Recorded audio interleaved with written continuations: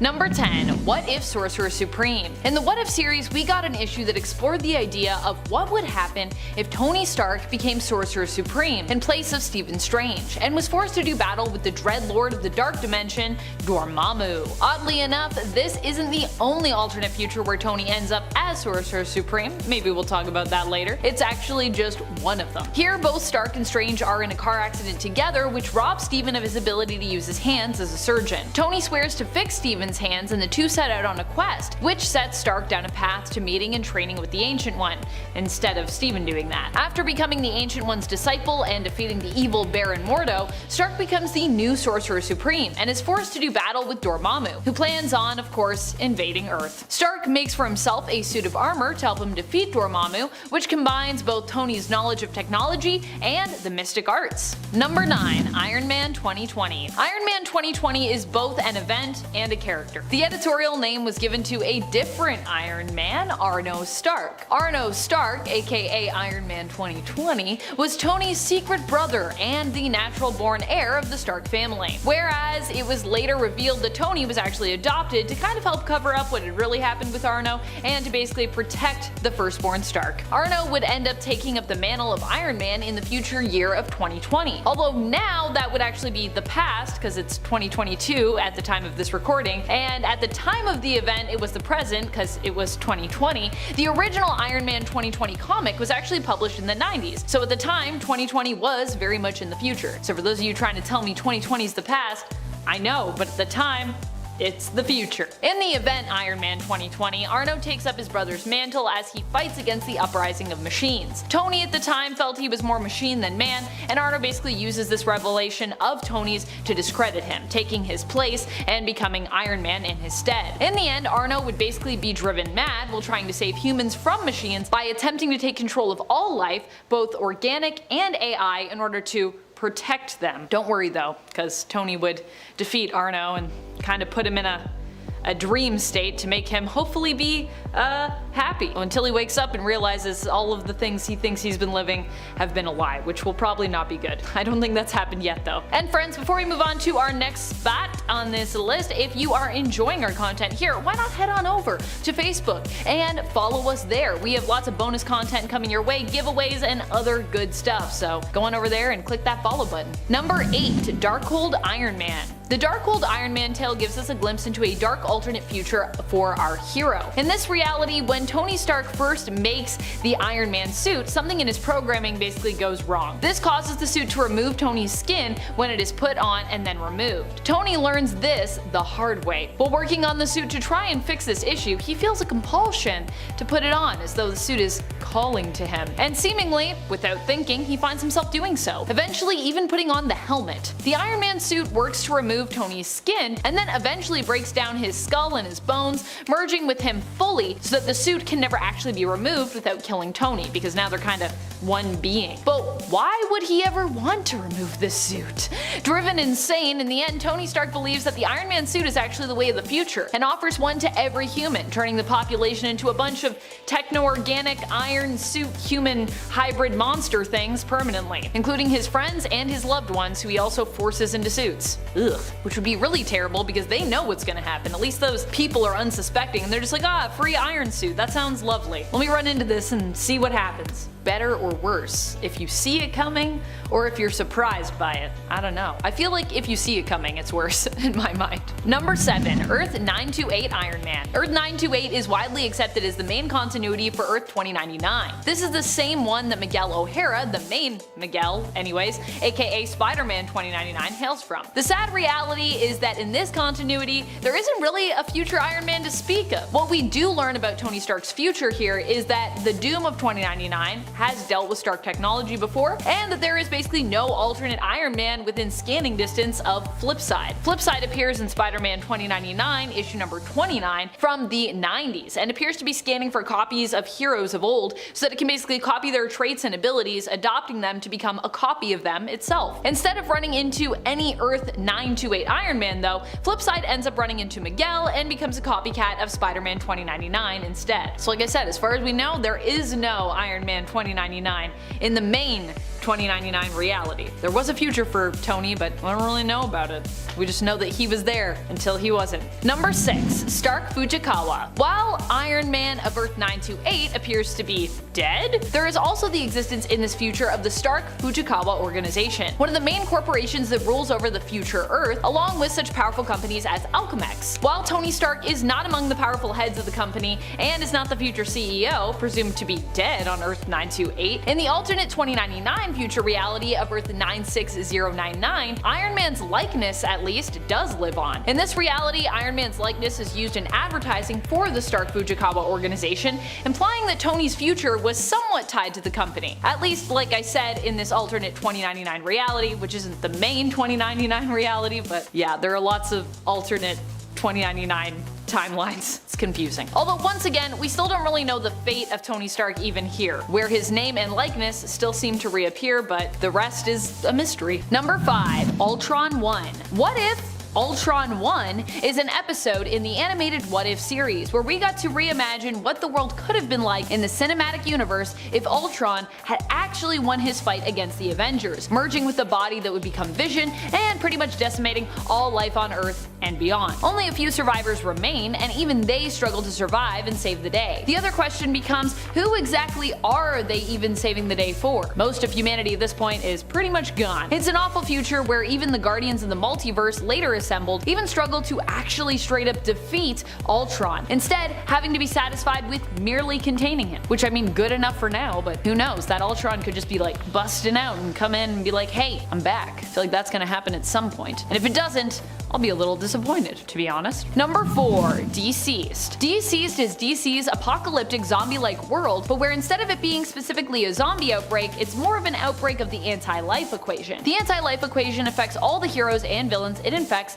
by causing them to basically lose control and be filled with rage. This is the reality where an anti-life infected Wonder Woman goes on a rampage and literally tears Vandal Savage in half. This is also the same reality where the tragic story of Batman and Alfred is actually reversed compared to the main continuity. Instead of Bruce outliving his father figure and his trusted butler Alfred, Alfred is actually the one who survives him. Also, Alfred is a badass in this reality. Alfred is a badass in all realities though, so facts. Number 3. Earth Z. Sometimes referred to as Earth Z, Earth 2149 is the reality where a zombified sentry first caused an outbreak to happen. The outbreak would not only threaten the general public of this whole universe, but also go on to infect many superpowered beings as well, both heroes and villains, and it would also kind of spill into other universes too. It's widely considered to be one of the darkest realities in all of comics. This is a reality where Black Panther, T'Challa, is slowly devoured by his former colleagues and friends. Freaks me out every time. Every time I think about it, I'm like, no! Where Spider-Man ends up eating both his dear Aunt May and beloved MJ. It's a really messed up and bleak reality, basically, and every time I go back to it, I'm almost immediately forced to recoil back from these issues and this world. That's just how gruesome it is. It's really intense. Number 2. Ruins. Oof. I cannot believe this one is not at the top of this list. Honestly though, it was a hard decision to make when it came down to these last few. Some might not think of Marvel's Ruins as a future as it is set in modern day sort of, but it's still an alternate reality that never came to pass in the main continuity based on the original world of Marvel, which actually, you know, started technically back in the 60s, although that's kinda weird. So I think we can still consider Ruins like taking a glimpse through a dark crystal ball into an impossibly cruel potential future for our heroes and our villains. In this reality, superpowers are interpreted more literally, meaning that they are less blessings than curses that cause people great harm, with them becoming more monsters, prisoners, victims, or just like straight up villains than actual altruistic heroes most days. Number 1. Batman in Bethlehem. Batman in Bethlehem has to be one of the worst futures out there, but that is also part of what makes it so compelling and so interesting. In this reality, Damian Wayne takes up the cape and cowl, following in his father's footsteps, but after the death of Nightwing, who actually went on to become Batman before Damian did. Damian decides the best way to approach being Batman because of Nightwing's death is by doing things kind of his own way. In other words, he no longer holds himself back from killing. And more than that, in this reality, Damian also makes a deal with the devil to basically protect Gotham no matter what, offering his soul in exchange for immortality and superior healing powers, which allows him to act as Gotham's vengeance pretty much forever. Or at least for as long as, you know, Gotham lasts. Eventually, Gotham ends up confronting a zombie-like outbreak when most of its citizens become infected with Joker venom and the monster serum. Gotham would then end up quarantined before being nuked, wiping it off the face of the map, with Damian surviving the strike due to his immortality and healing factor that he had bargained for. Number 10. Hulk 2099. This is the only Hulk on this list that is not a Bruce Banner. No, this version of the Hulk is a guy named John Eisenhart. He was a corporate lawyer for big movie studios who went to manipulate a group called the Knights of Banner, who were a cult-like group of warriors who followed the ideologies of Bruce Banner. John was going to gain the rights for their name in order to make a movie about them, all while giving them nothing in return. He turns them into this corporation called Sweet Dreams, thinking they'll be brought in peacefully, but it doesn't go that way. The only Knight of Banner who survives, a kid, goes to a gamma machine, but John saves the kid, pushing him out of the way and being blasted with gamma radiation. John can turn into the Hulk whenever he wants. He has a super strong prehensile tongue, and he is much more beast-like with massive claws. He is just as powerful as the regular Hulk, but unfortunately, his comics were not popular enough to last more than 12 issues. Maybe he'll get a resurgence, I don't know. And at number 9, it's Age of Apocalypse Hulk. A world where the megalomaniacal apocalypse rose to power and mutants rule mercilessly while humans are treated like cattle. This version of Bruce Banner originally betrayed mankind, but after his experiments turned him into the Hulk, he fought for humans once again. This version of the Hulk starts off as the Grey Hulk, but is referred to as Thing until he saves Tony Stark, Gwen Stacy, and Victor Von Doom from a gamma nuke that he created that inadvertently goes off, forcing his transformation from Grey to Green Hulk. Now this guy is pretty much an equal to his normal 616 self, but once Weapon X becomes the ruler of this Earth, this Hulk is able to go toe to toe with him, shrugging off attacks and giving a hell of a fight for the crazy powerful mutant. And at number 8, Zombie Hulk. Marvel Zombies isn't really a future story. Like, it sort of becomes one, but it isn't when it starts. Time is relative, so look. Basically, in the story, eventually the zombie Galacti, as in those zombified heroes who consumed the Silver Surfer and Galactus and gained the power cosmic, travel out into the universe and begin consuming worlds and galaxies. So much so that they consume everything until nothing is left. As you can imagine, that's the kind of thing that may take a while. Long enough to be considered the future? I shall allow you to debate below. This Hulk was a lead consumer in the team of cosmically powered zombie superheroes and villains. So much so that when they ran out of people to consume, Zombie Thanos blamed Hulk for eating more than his fair share, to which Zombie Hulk decided he had enough of Thanos and put him out of commission. Number 7. Lizard Hulk. In the alternate future of the Spider Island story, the whole of New York City has been taken over by a villain known as the Spider Queen. The Spider Queen has infected almost all inhabitants of the city, including all of the heroes, with a virus that turns them into mindless spider zombie-like slaves under her control. Luckily, there's a group of heroes who make a resistance to this villainous Spider Queen. Most notable among them would be Eugene Flash Thompson, or Agent Venom. Agent Venom eventually realizes that if he subjects some of these spider hybrid heroes to a different DNA tampering process, like for example the lizard serum or even the green goblin serum, that it will override the spider transformation, effectively curing the patients. When a group of spider heroes, including the Spider Hulk, attack Agent Venom, he injects the Spider Hulk with the lizard serum, effectively turning him into a more giant and muscular lizard Hulk. He got a tail, he got sharp teeth, he got scales, he a lizard Hulk, baby! Number 6. Intelligent Design God Hulk from What If Planet Hulk. Most comic book readers, and especially fans of Marvel and the Hulk, know of the storyline where the Illuminati banished the Hulk from Earth to send him to another planet.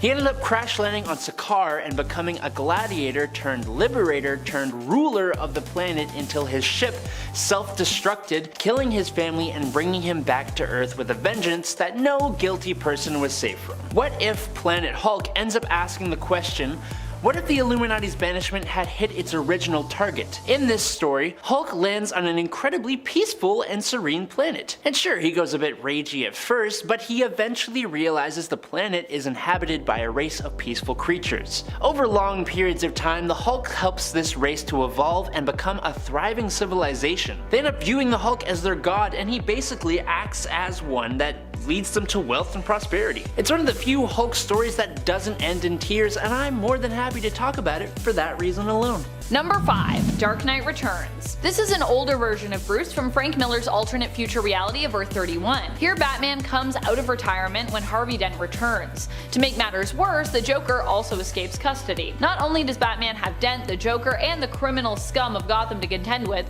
but Superman is also after him as well. In this reality, Superman had become a government hero, becoming the loyal ally to the President of the United States. Kind of like his guard dog, really. And the President of the United States does not take too kindly to Batman's return. In the end, the two must face off in a famous fight that would go on to inspire multiple narratives, including the Batman v Superman film from the DCEU. Number 4. Damian Wayne. One of the darkest Batmen to arise would be Damian Wayne's Batman. Damian takes up the cape and cowl in a possible future story featured in Batman issue 666. Get it? 666. Known as Batman in Bethlehem. Batman in Bethlehem is a story where in the future, Damian Wayne sells his soul to Satan in order to ensure Gotham's protection. This drastic measure happens in a world where people really are looking for some kind of security as climate change, war, and acts of terror threaten the entire planet, turning it into a hellish futuristic landscape. This future version of Damian, who becomes Batman, also seems to be impervious to gunfire and no longer restrains himself from killing those who oppose him. Kinda like my dad was here so that I could be this Batman later. I feel like Daddy Batman would not be too happy with you, Damian. He would be like, don't kill people, but you're gonna do what you're gonna do. I guess it's a different world. Number 3. Thomas Wayne. Although it might seem weird to put Thomas Wayne on this list as he's Batman's father and so in a way is part of his past, in the alternate future known as Flashpoint, Thomas actually becomes Batman instead of Bruce. This is after Bruce is killed, causing Thomas to make a plan to get vengeance and inspiring him to become a vigilante fighting for justice on the streets of Gotham. Martha, however, kinda goes the opposite way with it. The death of Bruce causes her to basically go insane. Unable to move on or let go, she ends up haunted by his memory and becomes the villain known as the Joker, becoming Thomas's sworn nemesis, despite the love that they once shared. What a tragic story. Number 2. Dick Grayson. Helena isn't the only one to carry on Batman and Catwoman's legacy on Earth 2. Let's not forget that before Helena was born, Batman had an adoptive son in the boy wonder known as Robin, aka Dick Grayson. Often known as the original Robin across many different worlds. On Earth 2, Dick Grayson would end up taking his adoptive father's mantle before Helena did, and operate as Batman for a time. He settles down with Barbara Gordon, and the two even have a son together who they name John. Dick, however, loses the use of his legs when he becomes paralyzed by the Joker shooting him through the stomach, which damages his spine. Sound familiar? Dick would later become Oracle. In this reality, Barbara ends up as a cop who gets shot and dies while attempting to help her family flee Darkseid's invasion. Their son John grows up to become his Aunt Helena's sidekick, Robin. Super cute.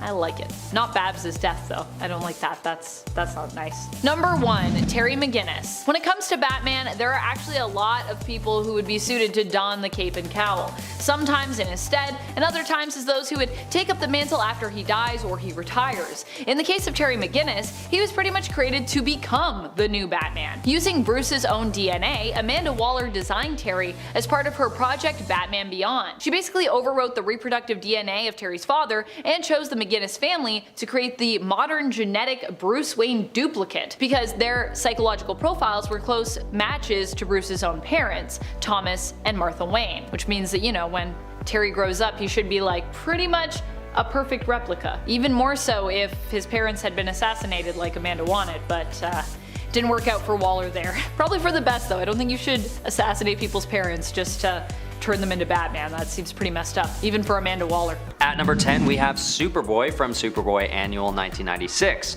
In a distant future, the Superboy mantle is taken up by a being named Quetzal, who comes from the planet Aztlan. And instead of the classic origin story, this future world gives the title of Superman to those selected as champions by the god Quetzalcoatl, which is basically a giant flying snake that seems to be based on an ancient religious text from Aztec culture, but that's just how Superman gets his name. Superboy is the apprentice to that champion known as Superman in this storyline. He's pretty short-lived, naturally only lasting the one annual issue, but he's got a cool new costume design and has a different cultural background than the Superboy we're used to, which is interesting to see. At number 9, we have Superman Superman from Superman Man of Steel Annual 1996. Side note, in case you didn't already know, there was a crossover spanning through all of the DC annuals in 1996 called Legends of Dead Earth, which framed DC stories in a dystopian future. So it was a good year for a list like this. Regardless, in this future, a future version of Lex Luthor is leader of the Galactic Empire and is systematically destroying all planets that show potential to foster the birth of new Supermen. But as he's preparing to destroy a planet called Hydros, a rebel force sneaks onto the planet and saves its only remaining survivor, Caleb. Once he leaves the planet, he's able to absorb the radiation from a nearby star and becomes the new Superman of that time. At number 8, we have All-Star Superman. Now, this Superman is part of a completely different continuation of that which comic book fans have been following. Known to generally take place around the pre-crisis continuity, this alternate continuation goes on into a distant future during the course of the 12-issue maxi series. And it follows the adventure of a Superman who is facing death at the hands of Lex Luthor, who gives him a fatal dose of solar radiation. And with his remaining time in existence, he decides to carry out a number of tasks, including creating Earth Q, which refers to the real timeline that we're used to, and repairing the sun as well, which he does by flying right into it, sacrificing himself in the process. This version of the hero is back to basics. He comes off as very simple and relaxed in his demeanor, without the burdens of past traumatic adventures from the current timeline. At number 7 is the Superman from Last Night on Earth. In this Elseworld future, the world is in a very dark place as a result of global warming, and Lex Luthor and Superman are debating over good and evil, with a very brutal consequence on the line for the losing party: getting impaled by kryptonite. And the judges who choose the winner, all of humanity, of course. And although it appears that Superman has won the debate by the end, humanity chooses to impale Superman instead of Lex Luthor, leaving him, well, dead. The following events take place as a result of his death and is largely considered more of a Batman storyline, but for a time there we catch a glimpse of yet another futuristic version of Superman, one who chooses to use his words over his fists, I guess.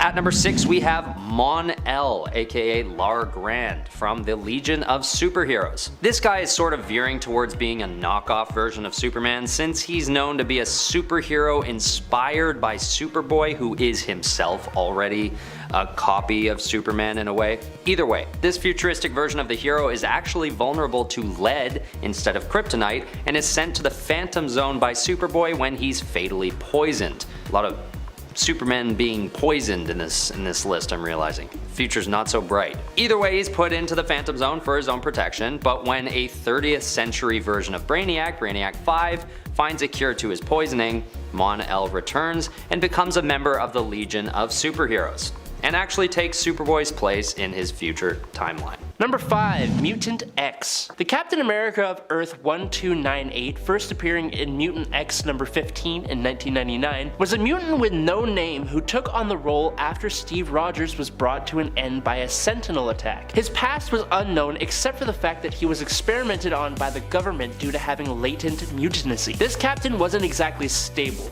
He lacked control over his mutant powers, which resulted in him accidentally ending the lives of both the Six and most, if not all, of the Avengers. What were his powers though? This Cap was still given the Super Soldier Serum, which I'm assuming gave him all of the same powers as Steve Rogers, but his mutant abilities included the ability to increase his mass and strength, telepathy, force field generation, crazy energy-based powers, and near invulnerability. His abilities activating caused enough of a galactical upset that it woke the Beyonder, who was sleeping inside the planet's core. So yeah, he went rampaging and was a total psychological mess, but that doesn't change the fact that he was absolutely very powerful. Number 4, 2099 Captain America. First appearing in 2099 Manifest Destiny, this Captain America was frozen again after a war happened that ended the heroic age in his timeline. He was brought to Alchemax, and after being thawed out, he told Miguel O'Hara all about it. Now this Captain America was eventually given Thor's hammer Mjolnir to symbolize the beginning of a new world. That's right, it's an official Thor cap. Alongside Miguel O'Hara, Captain America assembled the various 29 heroes into a new team of Avengers and led them into a battle in space against the President Doom of 2099. Yes, he does look like a very 90s amalgamation of the two characters, but his power was nothing to scoff at. Neither was the inspiration he fired up in people's hearts. definitely a fantastically powerful alternate future version of Captain America. Number 3, another 2099 Cap. But wait, there's more! In Marvel 2099, Captain America was a female named Roberta Mendez, or this version of Captain America was. Roberta was a bit different from most other captains on this list. Instead of joining a government-sponsored research program, Roberta was forcefully given the super soldier serum by her husband, Harry. She gained all the powers afforded to a super soldier, and she did indeed become a new Captain America, although she was under the control of the Alchemax Corporation, which is a massive science-based company in this future world. It kinda gets worse for Roberta, as she is actually completely unaware of her separate Captain America persona thanks to brainwashing. Luckily, she did actually eventually rebel against Alchemax and then legitimately became Captain America, taking on the ideals that made her predecessor, or predecessors, I guess, so much better. Number 2, Earth X. Captain America, in the not too distant alternate future of Earth X, was a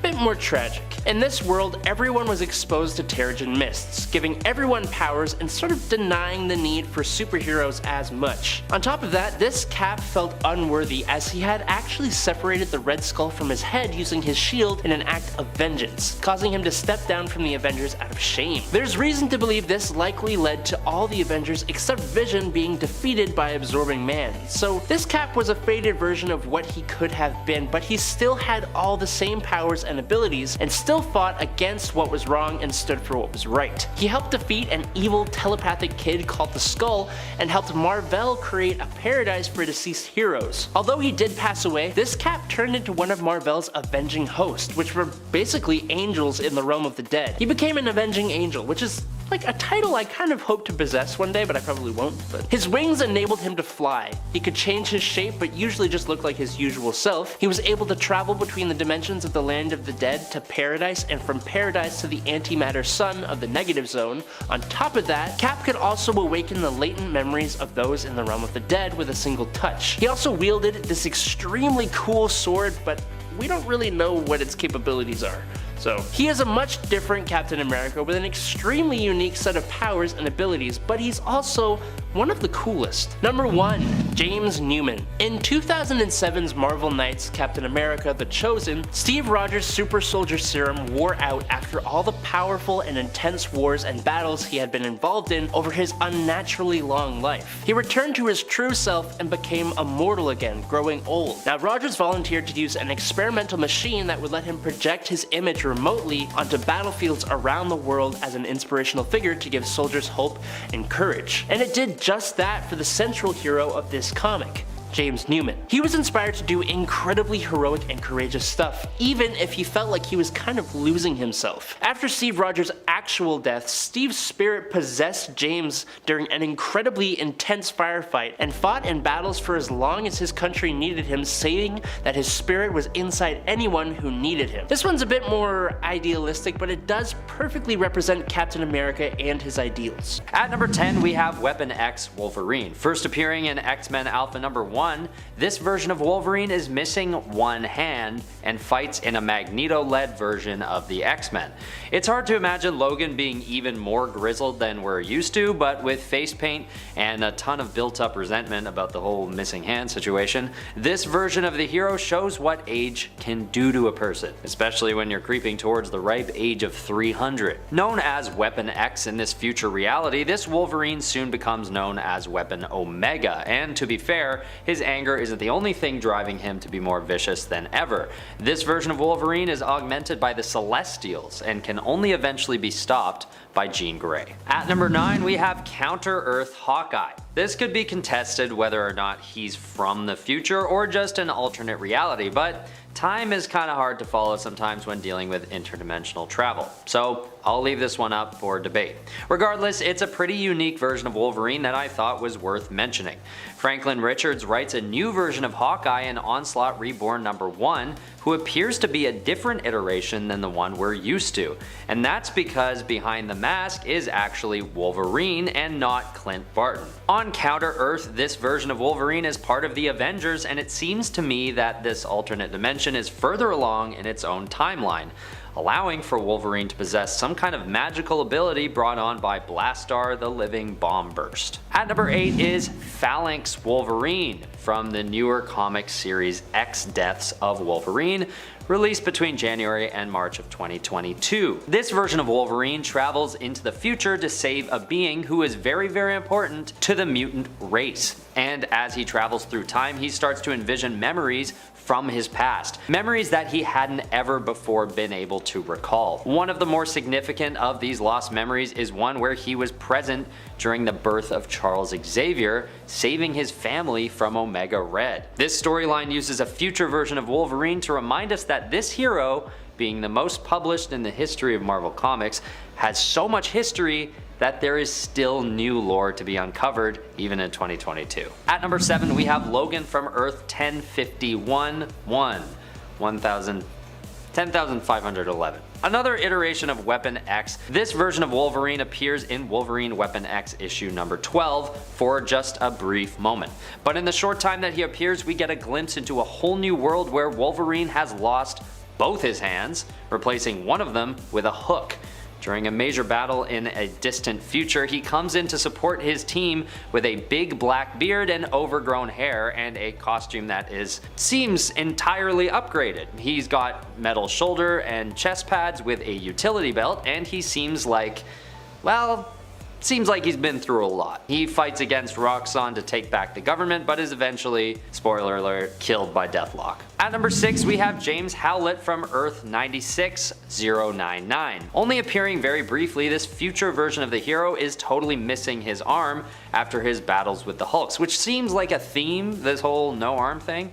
But anyway, this time he's also totally bald as well. He decides to recruit a new X-Men team with a new race of mutants that he encounters in his future timeline. His goal is to rebuild Baltimore of all places after it is destroyed, along with much of civilization after a major war, but he also has to protect the world from an army of mindless Hulks who continue to act as the main threat in this storyline. Number 5. Spider-Man 2211. Spider-Man 2211 is like Spider-Man 2099, but from even farther into the future. He is known as a time spinner and does his best to protect the time field. This version of Spider-Man is named Max Bourne, and his appearance also differs from the Spider-Man of Earth 616 and the Spider-Man of 2099 in the regard that his costume has multiple mechanized arms. Kinda like Dr. Octopus, or more specifically Dr. Octopus's look when he became Spider-Man and was known as Superior Spider-Man. Max Bourne's arch nemesis is Hobgoblin of 2211,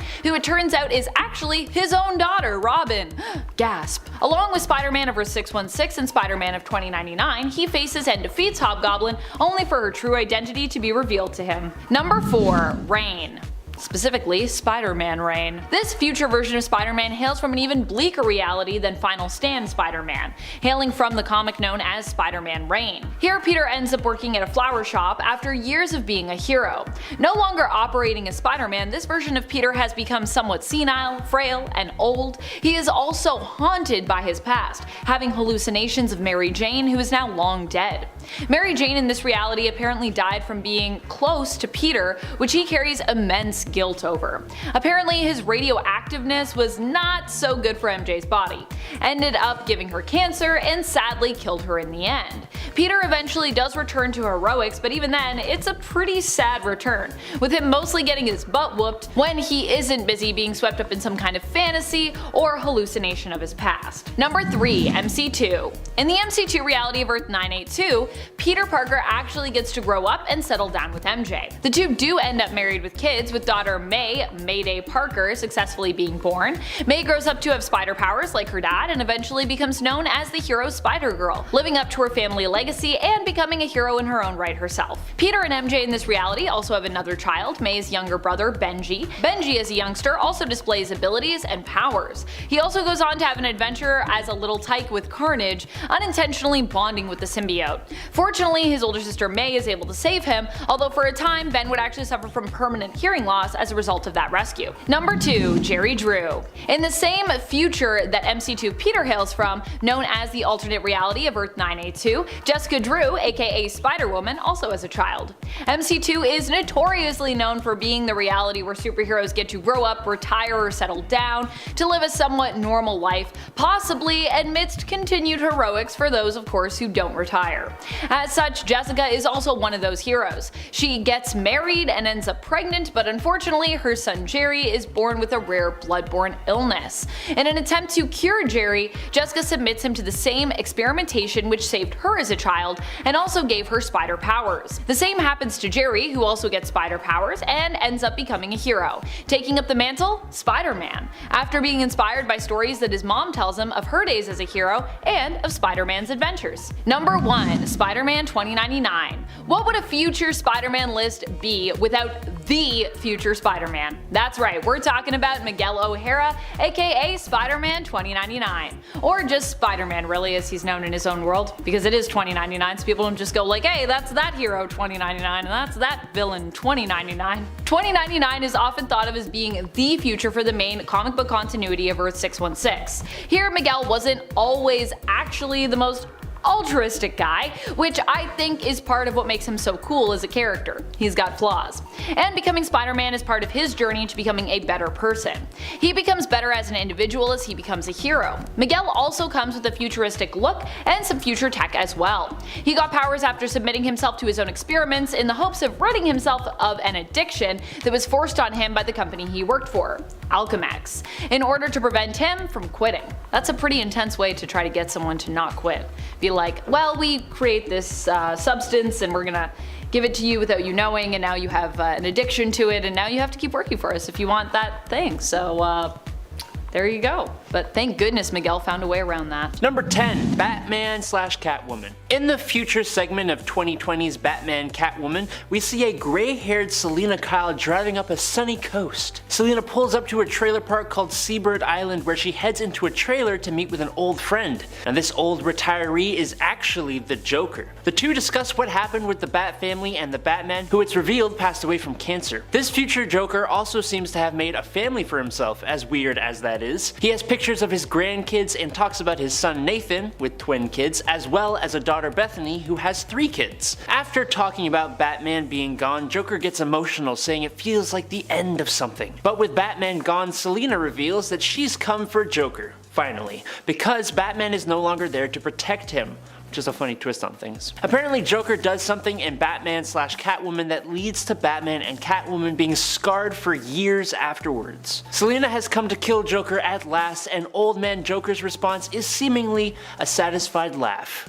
Classic. Number 9. Earth 2. Here, Joker is a wheelchair-bound old man in the future after all the main heroes had either passed away or retired. The Earth 2 Joker continued his personal battle against the original Batman successors, Robin and Huntress of this Earth. This Joker kept the war against Wayne going despite the fact that even most of the other villains have died of old age, like the Earth 2 Riddler and Two-Face. But it's hard to fight a war on your own from a wheelchair with failing health. So, he decided to recreate Two-Face by destroying the face of the current District Attorney of Gotham City, Harry Sims. Helena Wayne, Huntress, decided that the Joker just kinda had to go. So teaming up with Kara-El, Helena went out to directly take out the Joker at his base of operations. Joker attacked Helena with his Joy Buzzer, but it backfired against Kara-El's superhuman durability and electrocuted him instead. Technically, this Earth 2 Joker succeeded in getting the heroine to cross the line and kill him, even though she didn't really do it herself, and also she isn't Batman, so it's kind of a hollow victory for the villain. But hey, you did good, Grandpa Joker. Good job. Good. Number 8. Dark Knight Strikes Again. The Dark Knight Strikes Again is the long-awaited sequel to The Dark Knight Returns, and I'll be honest, Frank Miller's art and writing really kind of fell off for this one, just like a little bit. But it does give us a very strange and unique version of the Joker. The Joker in The Dark Knight Strikes Again is not the Joker we saw in The Dark Knight Returns. It's actually Dick Grayson, Batman's previous ward, who, it turns out, was fired by the Bats after he grew frustrated at the boy's ability, or inability to do the job properly. I should also let you know that this Batman is kind of a huge jerk, just a little bit. Robin is heartbroken by Batman's rejection and he kind of loses it. He teams up with the likes of Lex Luthor to undergo radical gene therapy that would give him superpowers. The procedure steals the final portion of Grayson's remaining sanity though, sending him on a murder spree in order to track down and get revenge on his old mentor. You can't help but feel just a little bit bad for Dick Grayson. This time working for Bruce mentally scarred him almost as much as the genetic surgery did. Number 7. Last Night on Earth. In Batman Last Night on Earth by Scott Snyder and Greg Capullo, Batman, or actually a clone of Batman created by Batman's own resurrection machine, goes out into a post-apocalyptic world completely rocked thanks to Lex Luthor. One of the first things that this new Batman finds, funnily enough, is a lantern with the head of the Joker somehow still alive inside and speaking. Kind of like in God of War when Kratos gets the head of Mimir that he just carries around on his hip. Batman takes this Joker lantern as a companion, and this talkative Joker keeps the Dark Knight company as he works to find a way to dethrone Omega, who is a villain that rules over the apocalyptic world using Darkseid's Omega effect. This Joker is strangely friendly and compassionate, and he is honestly a great cheerleader for Batman, which I don't think any of us expected to see. What we really didn't expect to see is that this disembodied head is even given a robotic body to become Batman's new Robin. What? And number 6, Batman Digital Justice. Okay, so this one is a little bit different.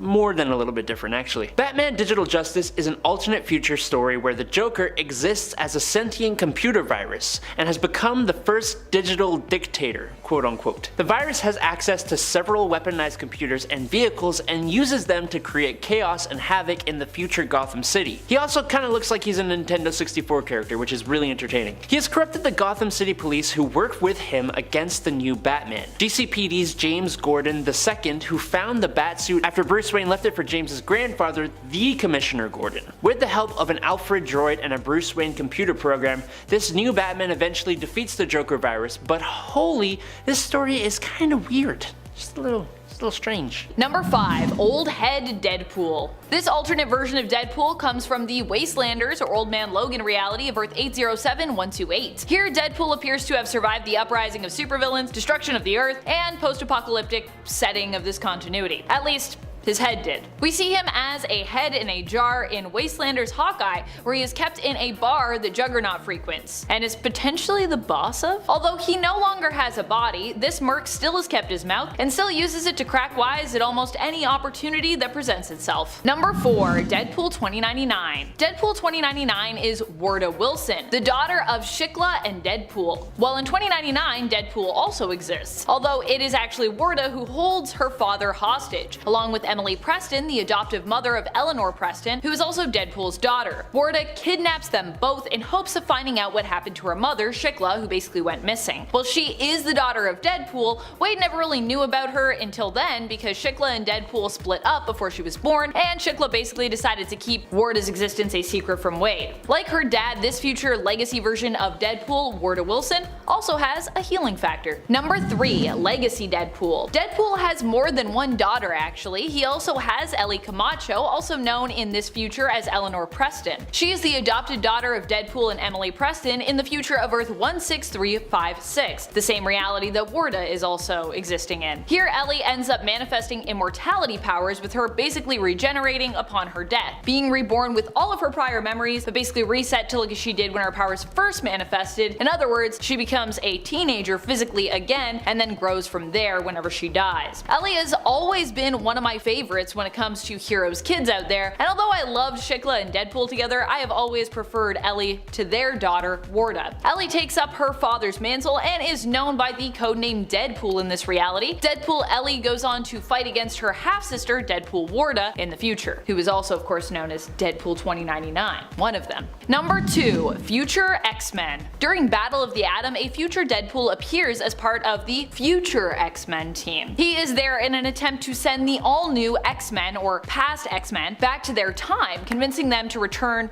where they belong. This alternate version of Wade also seems to be a fan of Gold Balls. He claims in the future that Gold Ball's apparently a legend and asks for his autograph, though I don't know if he's joking. In reality, the X-Men team that he is a part of is not really a future X-Men team, but is instead a future Brotherhood of Evil Mutants team, ha ha ha, led by the evil son of Professor X and Mystique, Charles Xavier II, and the evil son of Wolverine and Mystique, Reyes. Number 1. Days of Future Past. Deadpool managed to retcon an old future version of himself into Days of Future Past, and appears in Cosmic Ghost Rider's story where he himself is doing some meddling in the future timeline, which for him is currently the past.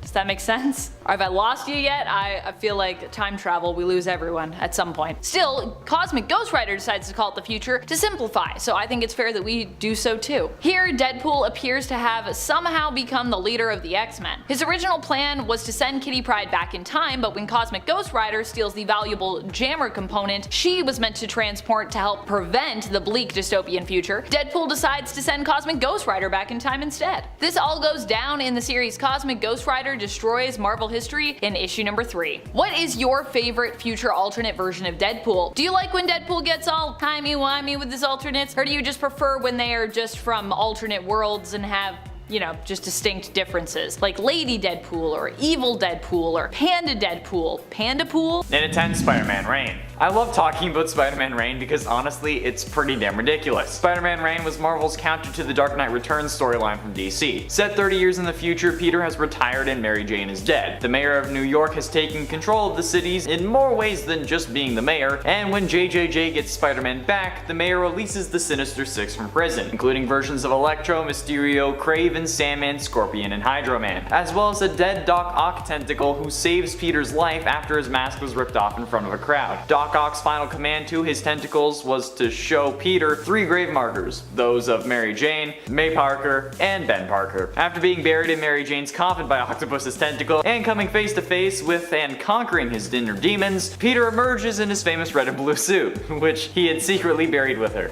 Cause yeah. It's also revealed that the mayor, Edward Sachs, is actually Venom, who plans to turn all of New York into an army of symbiotes. But the worst part is when it's revealed that MJ died because of Peter's radioactive swimmers. I guess having a kid with a superhero is a kinda risky business.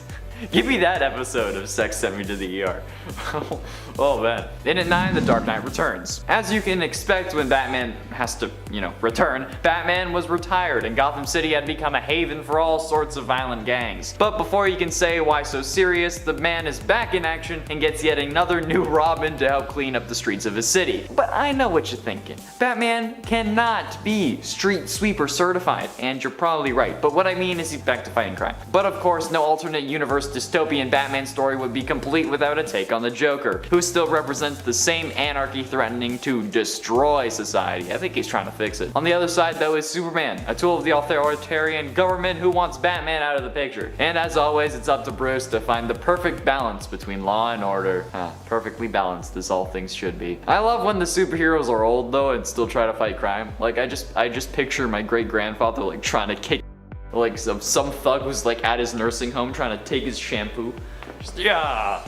That's what I imagine. And at 8, The Ray. Set on an Earth where Germany won World War II, it can make things pretty clear when you're talking about a dystopia. The Ray is a member of the resistance fighting against the German soldiers, and is the primary protagonist of Freedom Fighters The Ray, which is an animated series set in the Arrowverse. The Ray in the crossover at least is shown to be quite powerful, being able to take down Red Tornado from what I can remember. This dude also has like a really cool suit, and in the show is either married to or dating Captain Cold, which is sweet. He gained his powers after the original Ray died in front of him, and he was also included in the comic adaptation of the Crisis on Infinite Earths crossover, which was already adapted from the original comic event, but this one is based off the CW with Felicity and other people. However, the Ray was destroyed along with his Earth in the TV version of the crossover, but in the comics he was killed along with Felicity and Nyssa. This guy has some mad superpowers though, like super strength, flight, light energy blasts, light speed, invisibility, photokinesis allowing him to make solid light constructs, bioluminescence, and that's not even the whole list. Okay, it's freaking nuts, man. And it's 7, Zombie Hulk. Marvel Zombies is probably one of the most accessible alternate futures in Marvel Comics, according to multiple people. And I don't think that we need much of an explanation here as to why Zombie Hulk would be scary powerful. Hulk is already a brute with anger issues, but this story takes place in an alternate version of the Marvel Universe called Earth 2149, where all superpowered beings became infected by an extraterrestrial virus which transformed them into zombies. So the Hulk, who already had a passion for smashing, is now hungry for human flesh. Do you see where I'm going with this? On the wiki, his abilities are listed as genius level intellect, superhuman strength, superhuman speed, master combatant, and cosmic powers from when he ate the Silver Surfer and Galactus. But his hobbies also include devouring living flesh, which sounds like the worst dating profile ever, or the best. They even have a section for crimes he's committed, like genocide, cannibalism, and more. I wish they had that section on Tinder. That'd make things interesting.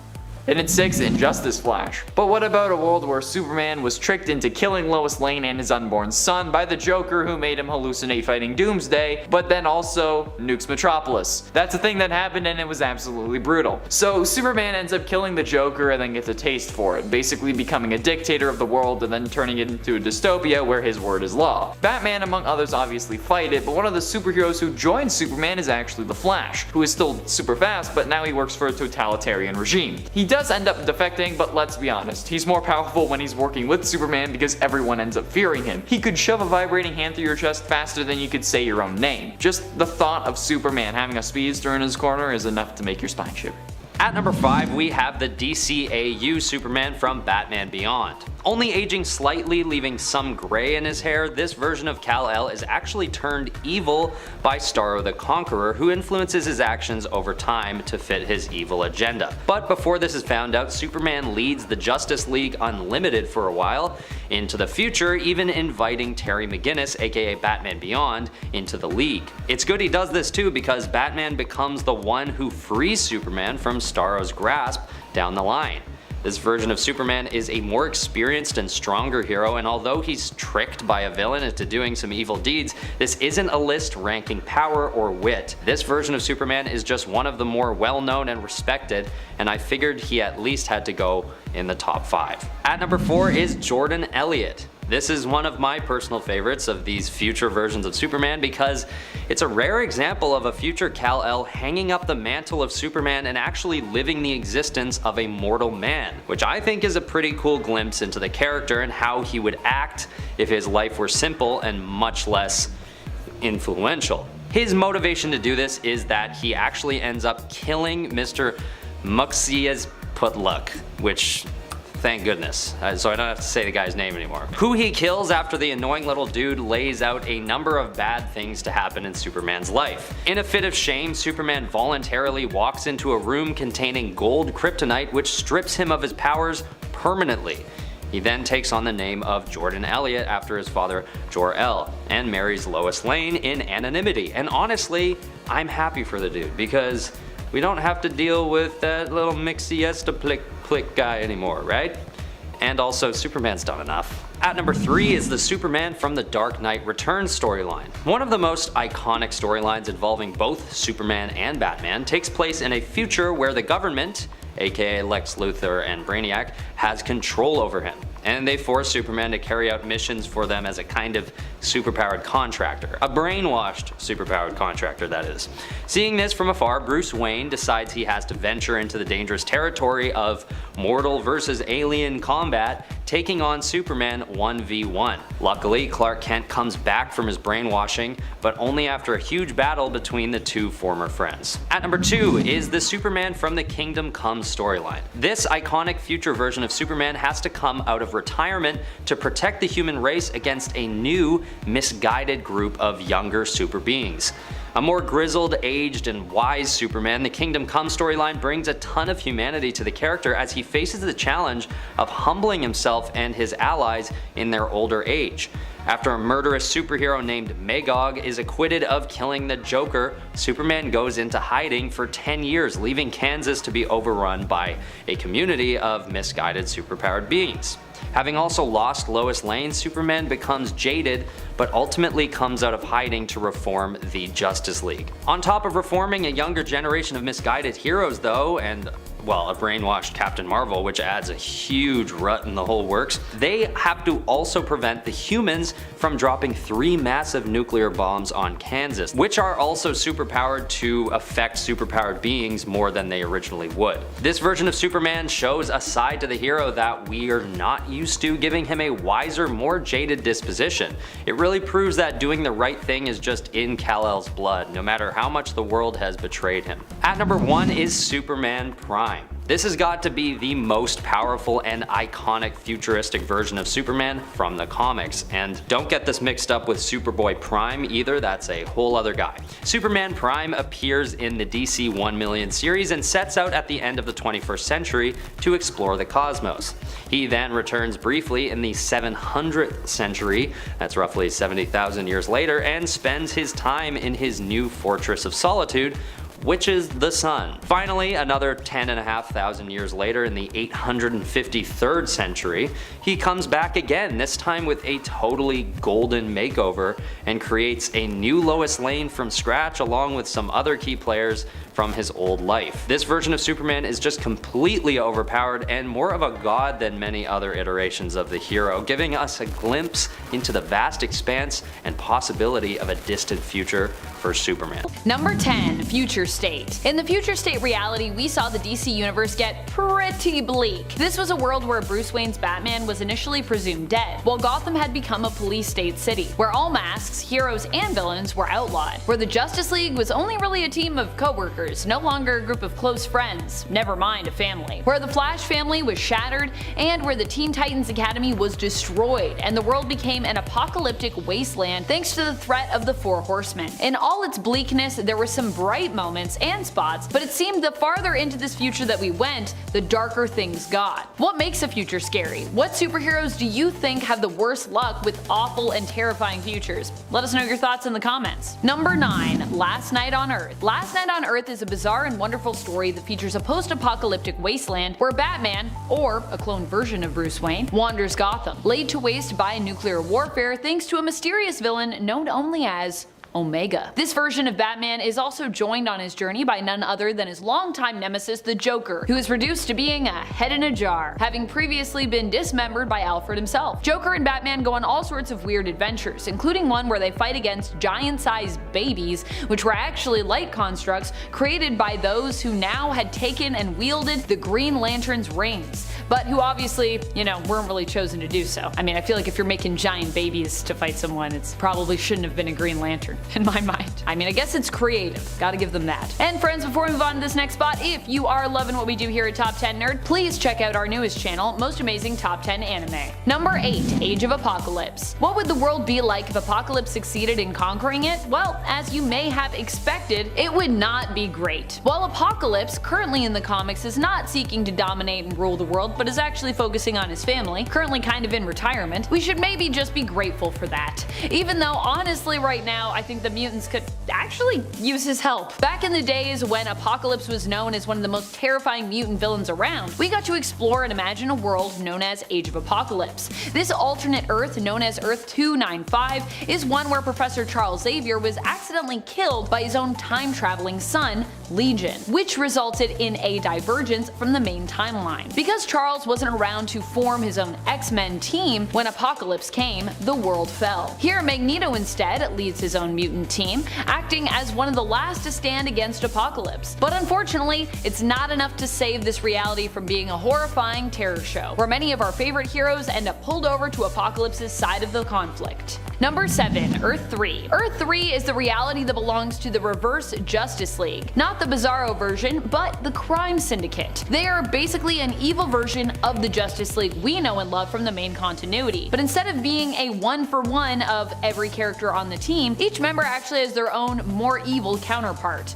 Not necessarily being an alternate version of them, but in some cases they are. Wonder Woman is replaced by Lois Lane as a manipulative and evil superwoman. Batman is replaced by his older alternate sibling, sibling Thomas Jr., who killed both his parents and the younger Bruce, as Owlman, and Kal-El, I think we still say it Kal-El, is the last vengeful son of Krypton known as Ultraman, but his Kal-El is spelt with just 2 L's instead of E-L. And that's only some of the impressively villainous roster who basically all rule Earth, using fear to motivate the people to do as they say, at least in the original crime syndicate. It's different people now. Not all of them are still there. Times change, and when you're evil, people are gonna usurp you and you'll probably end up dying at some point. That's just how it goes. Number 6. Days of Future Past. Days of Future Past is a mutant-based horror future where all mutants basically end up persecuted and held in camps where they're marked with M tattoos and forced to live out their days. This was a future reality that was avoided in terms of it becoming the main reality future when Rachel Summers in the comics sends Wolverine back in time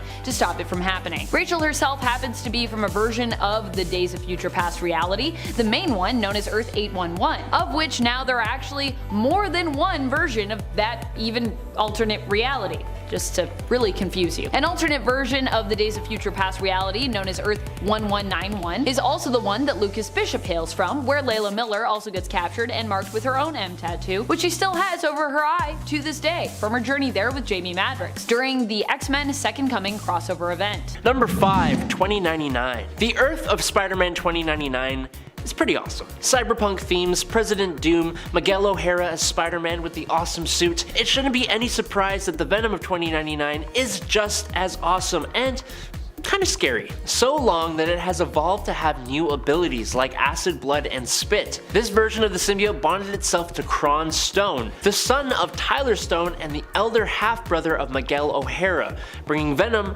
and the Spider-Man even closer than their modern day equivalents. The symbiote first appears when it tries to kill Tyler in the hospital, and that is when Spider-Man intervenes. The fight goes on for a long time, like several issues long, with Venom even taking Spider-Man's former lovers. After Miguel learnt of Venom's weakness to sound, sonic sounds were emitted all over the city, stunning Venom, allowing Spider-Man to beat him, revealing Crom's identity. Later, the symbiote would merge with Roman the Submariner and flee to the ocean. Wow. Number 4. Aaliyah Bell. Kron Stone isn't the only person to bond to the Venom symbiote in the world of 2099. Aaliyah Bell had an injury on her left arm that she got in a terrible accident as a child. Now as a teenager, the corporation Alchemax had Aaliyah undergo an experimental treatment that would fix her disfigurement. Only what she didn't know is that Alchemax had actually bonded her with a piece of the Venom symbiote and had intended to make her a super soldier. Just like the Venom everyone loves, Aaliyah pleaded with the symbiote to become a hero with their abilities instead of being a monster and eating people. Venom agreed, but the pair start receiving dark visions of the symbiote god Null still being alive on Earth. Number 3. Venom as an acronym. Earth 138 is one of many realities that is shown to us in the Spider-Verse event. The President of the United States in this reality is Norman Osborn, who is also still the CEO of Oscorp. And what do you know? Oscorp in this reality also created Venom, as in V-E-N-O-M, like an acronym, which stands for Variable Engagement Neurosensitive Organic Mesh. So it's a bioweapon, one that President Osborn gives to his lackeys. Even he himself dons the dark creation, so we have an army of Venom-powered soldiers led by a Venom-powered President Norman Osborn. But who opposes this government Venom villain army? Well, this is the story where we get Spider-Punk and all his followers. Fighting for their beliefs, the Spider Army is a group of punks ready to stand their ground, and Spider-Man is their punk rock leader. Unfortunately for Osborn, their V-E-N-O-M is just as weak to sound as the Venom we all know and love, and we are shown this when Spider-Punk plays his electric guitar at full volume, completely blasting away the symbiotes as the two groups clash. Heck yeah. Number 2. Earth X. Earth 999, a world where basically every single person has powers. Things have gone apocalyptic, and the daughter of Peter Parker, May Parker, is in possession of the Venom symbiote. While her retired and cynical pops ain't too thrilled about it, she does actually have complete control over the symbiote thanks to her advanced and honed spider sense. She was eventually under the control of this kid going by the name of Red Skull, and thanks to her father and other Earth X classic heroes, she was saved. Venom and her father, Spider-Man, go on to join the superpowered police force and fight crime and supervillain threats together. She eventually, after the death of death, goes on to be recruited by Kang the Conqueror as part of a multiversal team to fight the Apocalypse Twins. In addition to her proportional spider powers plus the enhanced spider sense, she gains all the usual symbiote powers plus a few extra, like what seems to be a rudimentary form of telepathy. And 'tis believed her symbiote could go on to mutate further to gain more powers, which is a good way for Marvel to say, we can do whatever we want with this. She's definitely one of the cooler incarnations of Venom. Number 1. Reign. 35 years have passed. Spider-Man is an old, retired man. Mary Jane Watson has passed away. New York is under the control of dictator Mayor Waters and his police force called Reign. But unbeknownst to most, it was actually Venom who had been pulling the strings, taking the position of aide to the mayor in the body of the cowardly Edward Sachs. This version of Venom is much more brooding, maniacal, and downright dastardly than his mainline counterpart, plotting and scheming for years for the eventual return of his rival Spider-Man. Venom is a bitter, old symbiote ever since Spider-Man retired, feeling abandoned by the hero, and he cannot wait to get his hands back on him. He has replicated himself thousands of times, put together the Sinister Six, and has trapped the citizens of New York in the city with his security system known as Web, all for the eventual return of his nemesis. All that, and he is still defeated at the end of the comic. Or is he? Number 10. Legends of the Dead Earth. In Legends of the Dead Earth, the surviving human population of Earth are all basically aboard a spaceship, which drifts kinda aimlessly through space as it's lost its heading. The humans have also been on the spaceship so long, they basically forgot there's even a world outside. However, Batman rises up among them to become a hero and help them once again find their way. This Batman is not the Batman, Bruce Wayne, but instead a well-meaning citizen on the spaceship who learns the truth about how they are basically lost. He takes up the mantle of the hero from old folklore, known as Batman, and inspires a girl aboard the ship named Tris Plover to help him in his fight to fix the ship's navigation system. It's actually a really depressing story though, because in the end she's like, man, I'm not gonna be alive to get to this planet. What's the point of anything? Number 9. Saint Batman. Saint Batman was the name Azrael took up in one of the Dark Multiverse alternate realities. Here, Azrael had taken up the cape and cowl in Batman's stead after his back was broken by Bane, but refused to give back the mantle, and instead of Batman defeating Jean-Paul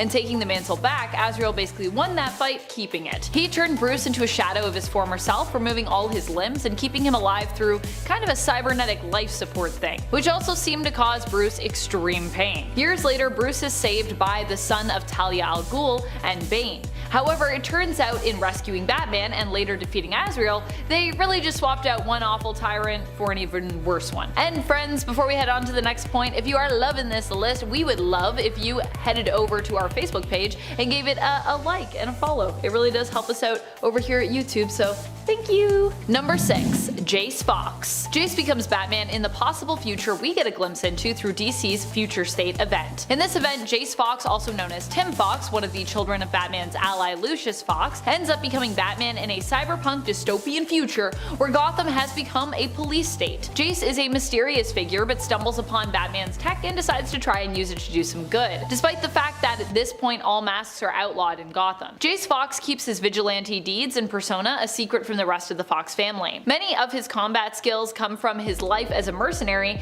and from Katana, who he was once a protege of. Number 7. Justice League of Assassins. In the alternate future reality of Earth 14, the JLA is a little bit different. Instead of being the Justice League of America, they are known as the Justice League of Assassins, which still perfectly fits that same acronym, so yay, JLA. Like in the main reality, Batman also ends up joining this team. The world they live in seems to be a post-apocalyptic war zone when we see the JLA in issue number 15 of the 2016 Superman series. Despite their most valiant efforts, the Justice League of Assassins, including Batman, end up defeated and killed by the Prophecy. Batman actually ends up losing his head as a result of this fight. He's like the first one to go. Gets his head shot clean off. At least he still gets to finish what he was saying though, as his head pops off. Number 6. Helena Wayne. In the alternate future reality of Earth 2, it is Helena Wayne, Batman and Catwoman's daughter, who lives on to carry on the Batman legacy. Helena Wayne is often known by the name Huntress, not to be confused with Helena Bertinelli, the Huntress of the main continuity, but eventually goes on to take up her father's mantle of Batman.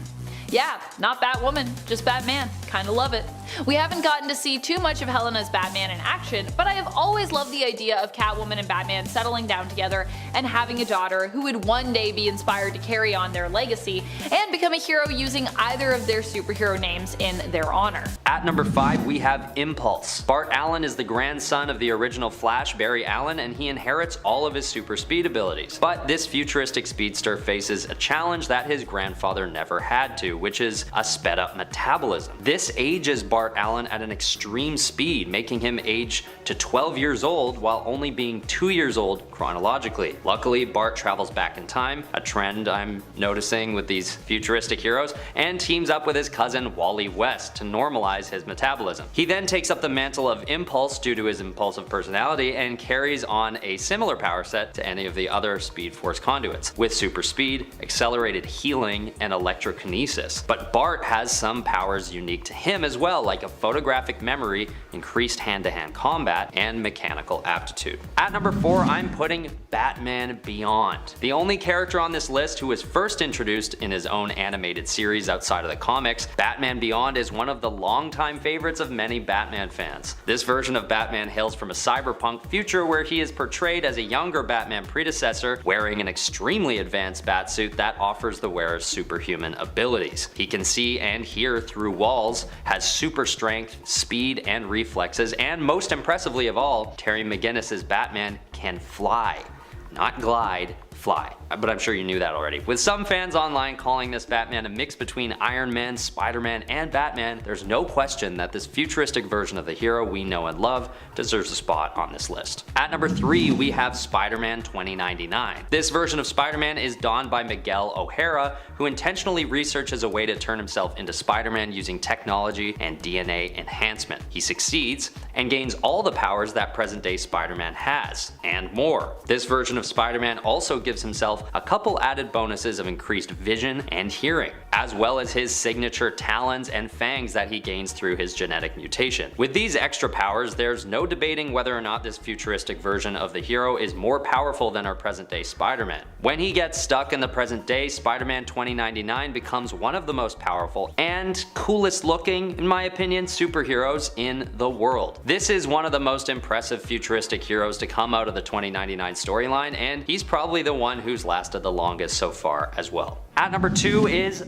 Thor 2099. In the future, there is an entire religion based on the mythos of the superhero and god of thunder Thor. Similarly to the Hulk, who also has his own religion. I guess that's kind of a thing in the future. And Cecil McAdams is one of the priests at the Thorite Church who is chosen by the CEO of Alchemax to become one of the few people to be given the power of Thor himself. Not only this, but McAdams and the others who are part of this experiment are then brainwashed into thinking they're the real deal, making Cecil's drive and passion as the hero about as similar to the real thing as his powers are. But McAdams is the one out of all the test subjects who shines out of all of them and basically becomes a version of Thor that has the same power set as the modern day God of Thunder. And considering how powerful Thor is in the present day, there's no question that any hero from the future that carries the mantle would end up high on the list. At number 1, the final entry on our list is the most well-known time-traveling hero of them all, Cable. This guy deserves the top spot on the list because he is one of the most high-powered time-traveling heroes in any comic. There are definitely some OP time-traveling villains out there, but this guy takes the cake for the good guys. Son of Scott Summers, aka Cyclops, and Jean Grey, Cable has greatness and power in his genes. Transported to the future when he was just a baby, Cable goes through a series of hardships in what is known to be a pretty bleak future, and returns to the present infected with a techno-organic virus. This virus turns him into a cyborg-like being that has increased strength on top of his already formidable telepathic and telekinetic abilities. With such a dynamic power set, and I didn't even touch on most of it to keep this video short, Cable is the perfect hero to have leading the charge for a better future. He is often in positions of leadership given his foresight into the future and his time-traveling abilities, and often leads some of the present day's most influential and powerful heroes into battle. He is usually seen as a prophet who takes on the impossible task of changing the outcome of the future for the better of humankind. And with everything he brings to the table, he has to be considered one of the most powerful and impressive superheroes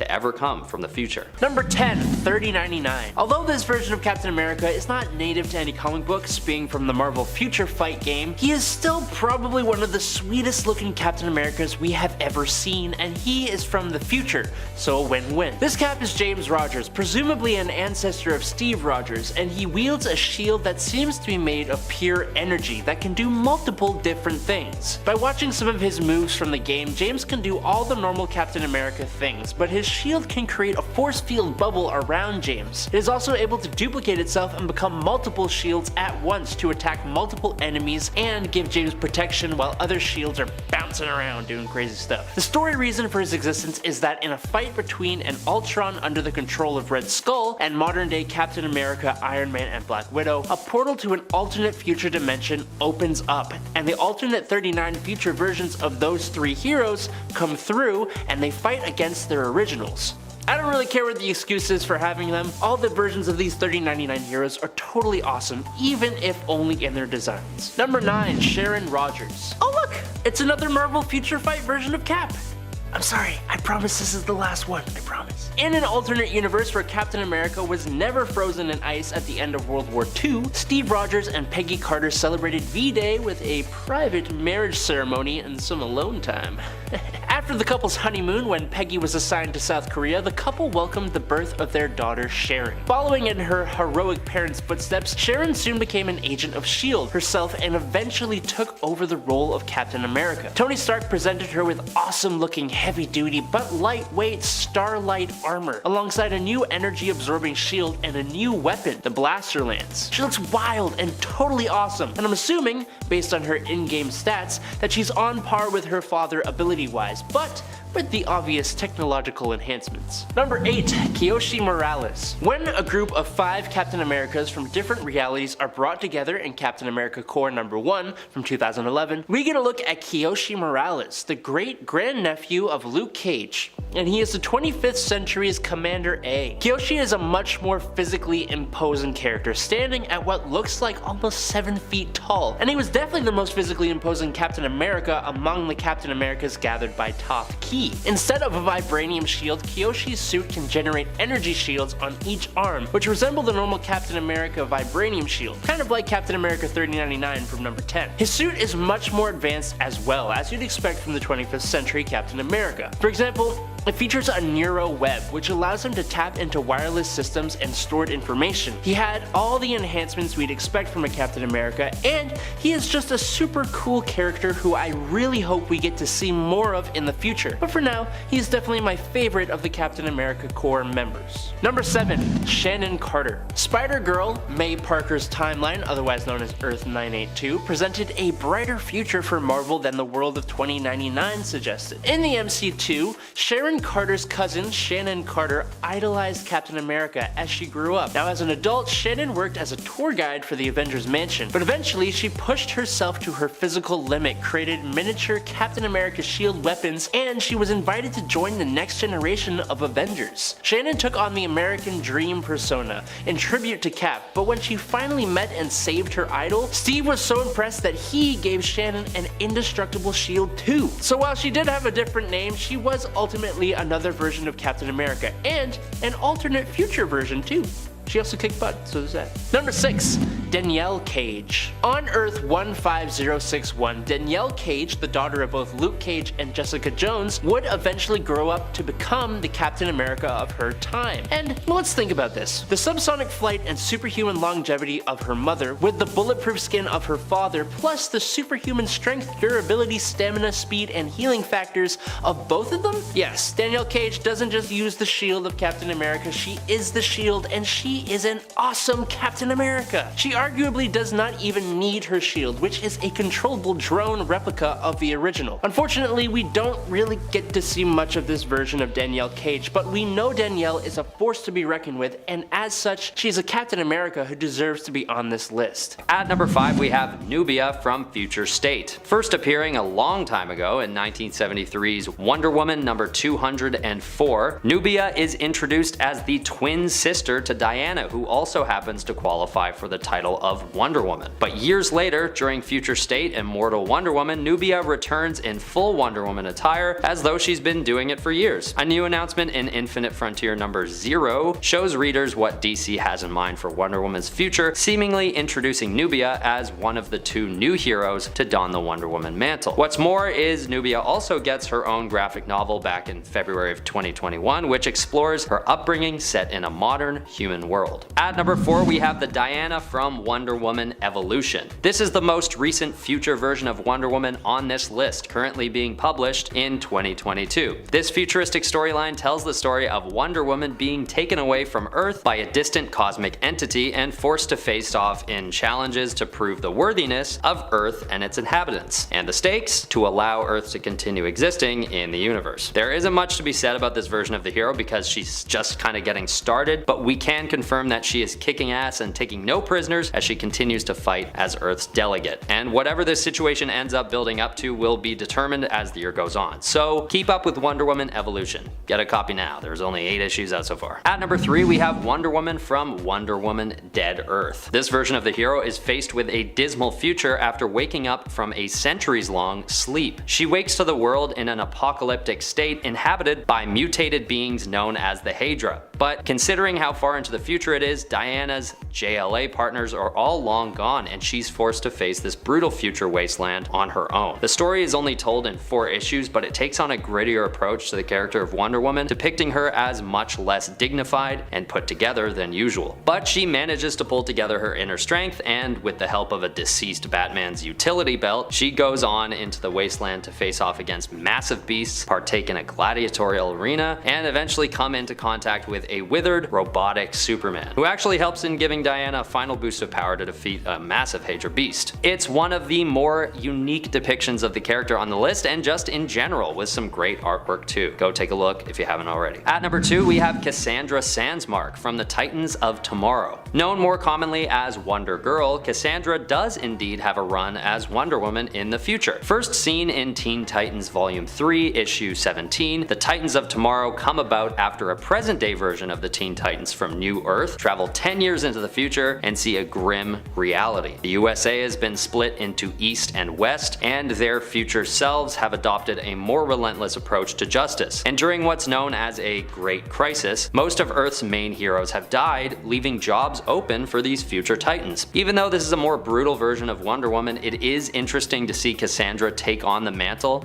and it seems like there are no 2 ways about it. No matter what the modern Teen Titans try to do to change the timeline so that they don't turn out as more brutal versions of themselves, it doesn't work. Finally, at number 1 we have Yara Flor. Yara is from the tribe of the Amazons and actually comes from the heart of the Amazon rainforest in Brazil. She is first introduced as the new Wonder Woman back in 2020 as part of Future State, which shows us a new lineup of DC heroes moving forward into the future. This character has also been established as Wonder Girl in Infinite Frontier number 0, but with all the heroes that DC is planning on rebooting for this new wave, we still haven't gotten a full-fledged backstory for Yara quite yet. The best we have so far is a 2-part series called Future State Wonder Woman, but we're looking forward to it because Yara is a true departure for the character. DC seems to be bringing human culture into the origins of Wonder Woman for a new generation of readers, which I think will be cool to watch unfold. Also, she's just a cool new hero that many people online have been showing quite a lot of excitement about, including myself. There's not a ton to be said about Yara as Wonder Woman, but you can catch up with her adventures in the 2-part series released in January 2021. Number 10, Peter B. Parker. This alternate future version of Peter Parker hails from the Into the Spider-Verse multiverse. He is the older, mid-30s to approaching perhaps middle-aged Spider-Man, also known as Peter B. Parker, with the B in his name presumably standing for Benjamin, like the main continuity Peter of 616. In this reality, Peter is all grown up. He settles down with MJ only to later get divorced as Mary Jane wanted kids, but Peter wasn't ready. It's clear that this Peter Parker regrets some of his life choices, namely hurting MJ, and wants her back. He is pulled into Miles' reality thanks to Kingpin's Super Colliders experiment, experiments.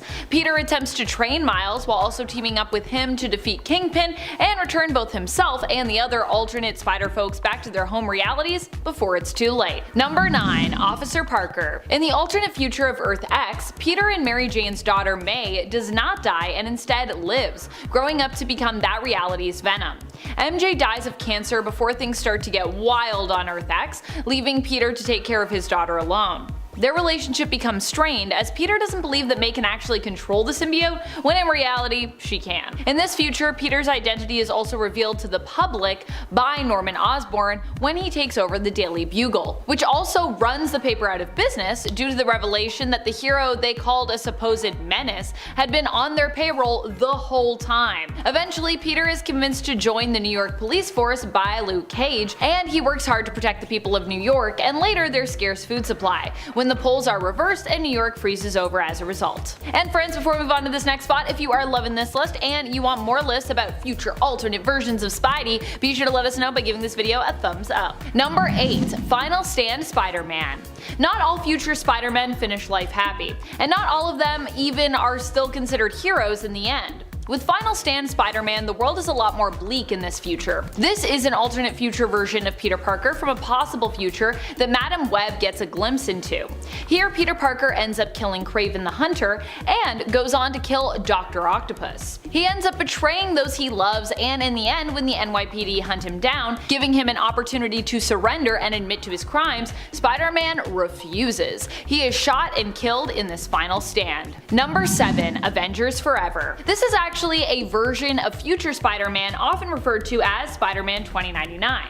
Not the Spider-Man 2099 though, as I said, this is an alternate version of that alternate version of Spider-Man. This Spider-Man 2099 is still Miguel O'Hara, but instead of hailing from the 2099 reality of Earth 928, this version of Miguel hails from the reality of Earth 98120, as seen in the 90s comic series Avengers Forever. In this alternate future, Miguel ends up joining the Avengers, but unfortunately later meets his end at the totemic life force draining hands of Morlun the Inheritor during the Spider-Verse event. Number 6. The CEO. As we said before, not all future versions of Spider-Man are heroes. Case in point, the Peter Parker who is still alive in 2099, as seen in the story from the 2011 video game, Spider-Man Edge of Time. Here, Peter Parker lives on to the year 2099 thanks to anti-aging tech. He fakes his own death as Spider-Man and operates in the shadows, becoming the CEO of the company Alchemex. He is one of the villains of the game who Spider-Man 2099 Miguel O'Hara must face in the end. Although Peter ends up a secret antagonist and villain, his goal at least is somewhat altruistic here.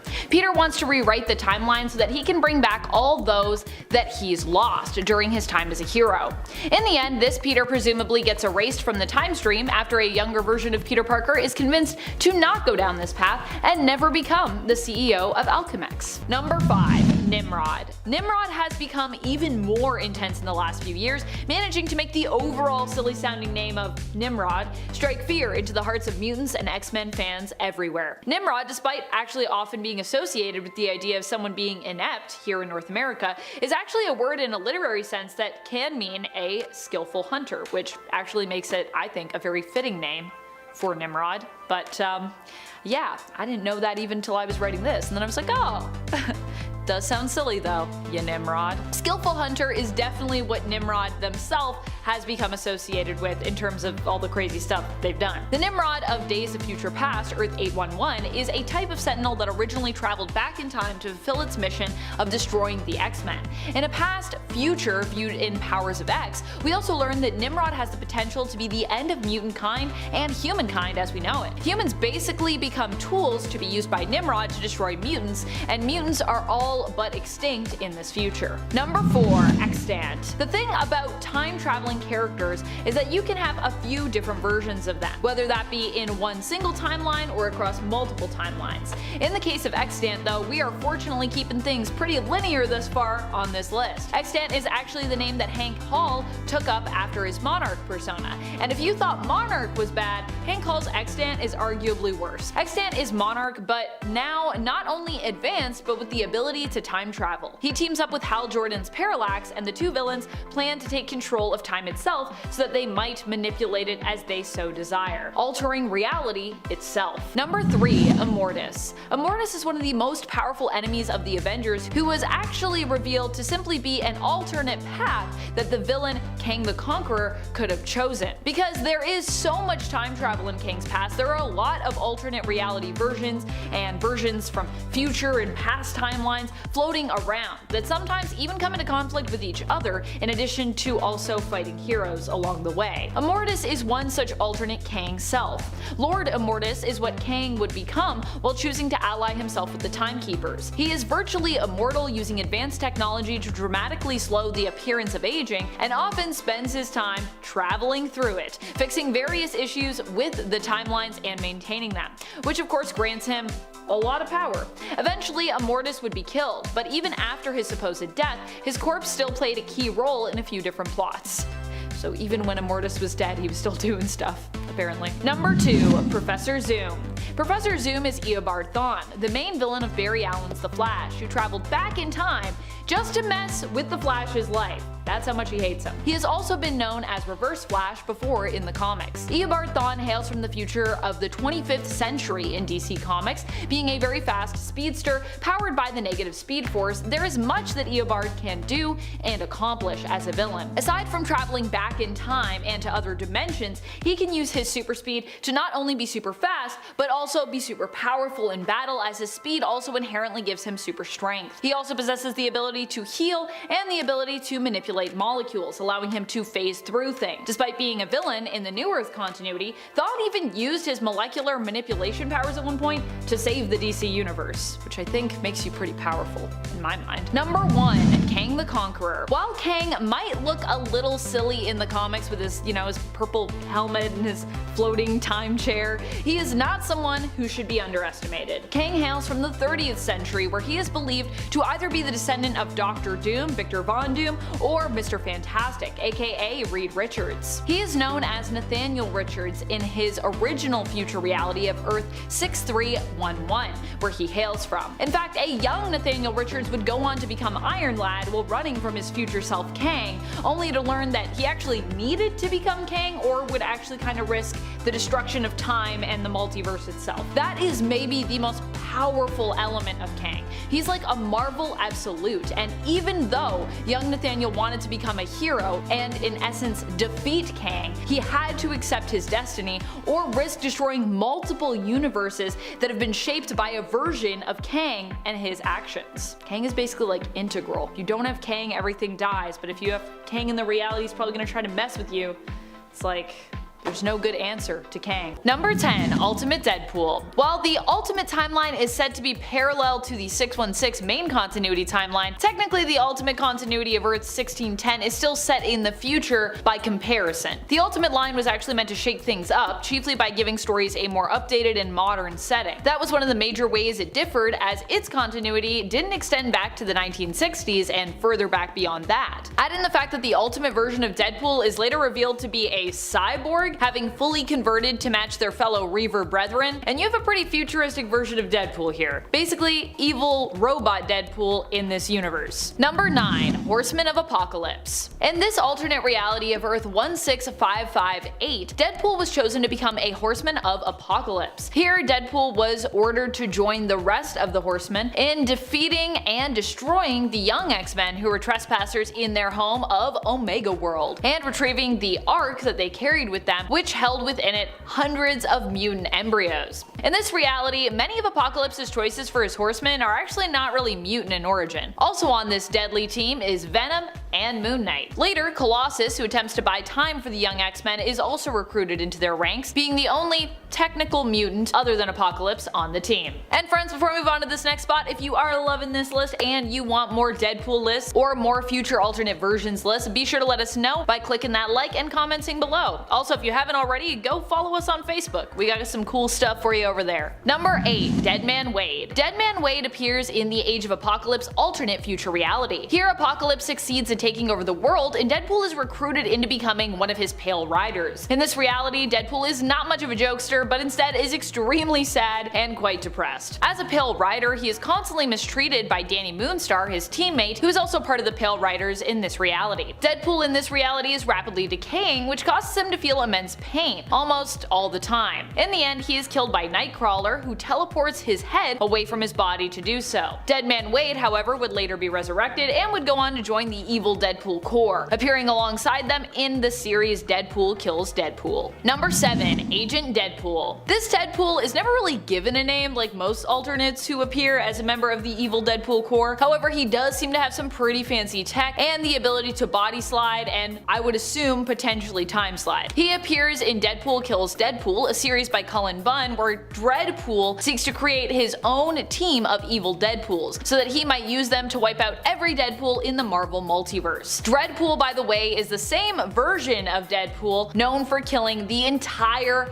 Marvel universe. Agent Deadpool, as I've chosen to call him, is one of Dreadpool's agents who appears in the first issue of Deadpool Kills Deadpool. He takes out Headpool, Golden Age Deadpool, and sadly, Dogpool, before Deadpool of the main reality of Earth 616 avenges their deaths by killing Agent Deadpool in turn, using Agent Deadpool's own anti-regeneration or anti-Deadpool ray. Number 6. Eternity Deadpool. This Deadpool only makes a brief appearance in Doom War issue number 5. Here, Deadpool is recruited into a mission to help retrieve the 10,000 tons of vibranium that Dr. Doom stole from Wakanda. When Deadpool passed through the Nowhere Room, he's turned temporarily into a kind of a splat of goo and organs. I say temporarily because, well, he's Deadpool, so he does get better because he got that healing factor. And quite quickly too, I will say. During this time, however, we also get a glimpse into multiple alternate versions of Deadpool from the multiverse, one of which happens to be a version in which Deadpool goes on to become the new Eternity. Number 5.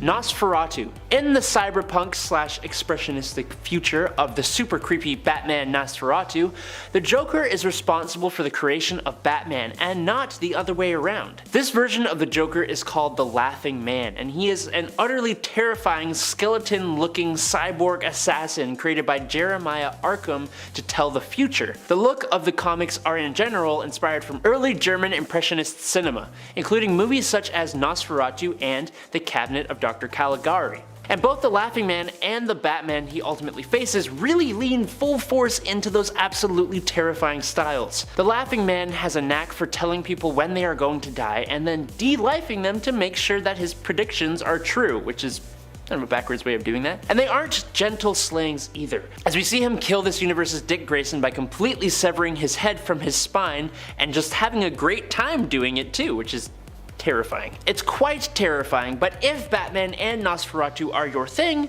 you're welcome, I guess. Number 4. Dark Judge. A crossover between DC Comics and 2000 AD, the creators of Judge Dredd, led to the creation of Dark Judge Joker.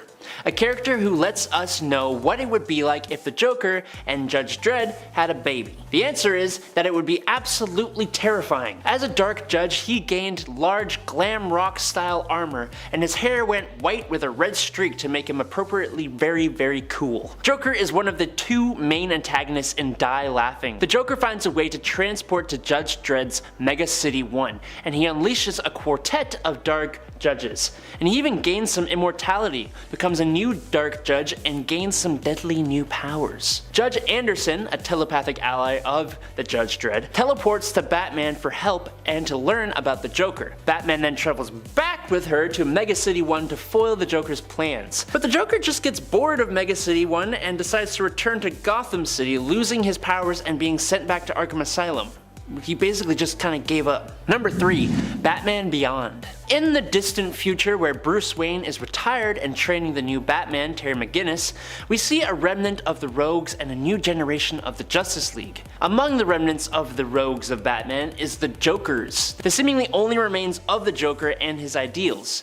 Now, to everyone's surprise, the Joker makes his appearance and starts wreaking havoc in Gotham once again after decades of being presumed dead. It is later revealed that the Joker is actually Tim Drake, who was treated so badly he became the new Joker. Number Number 2.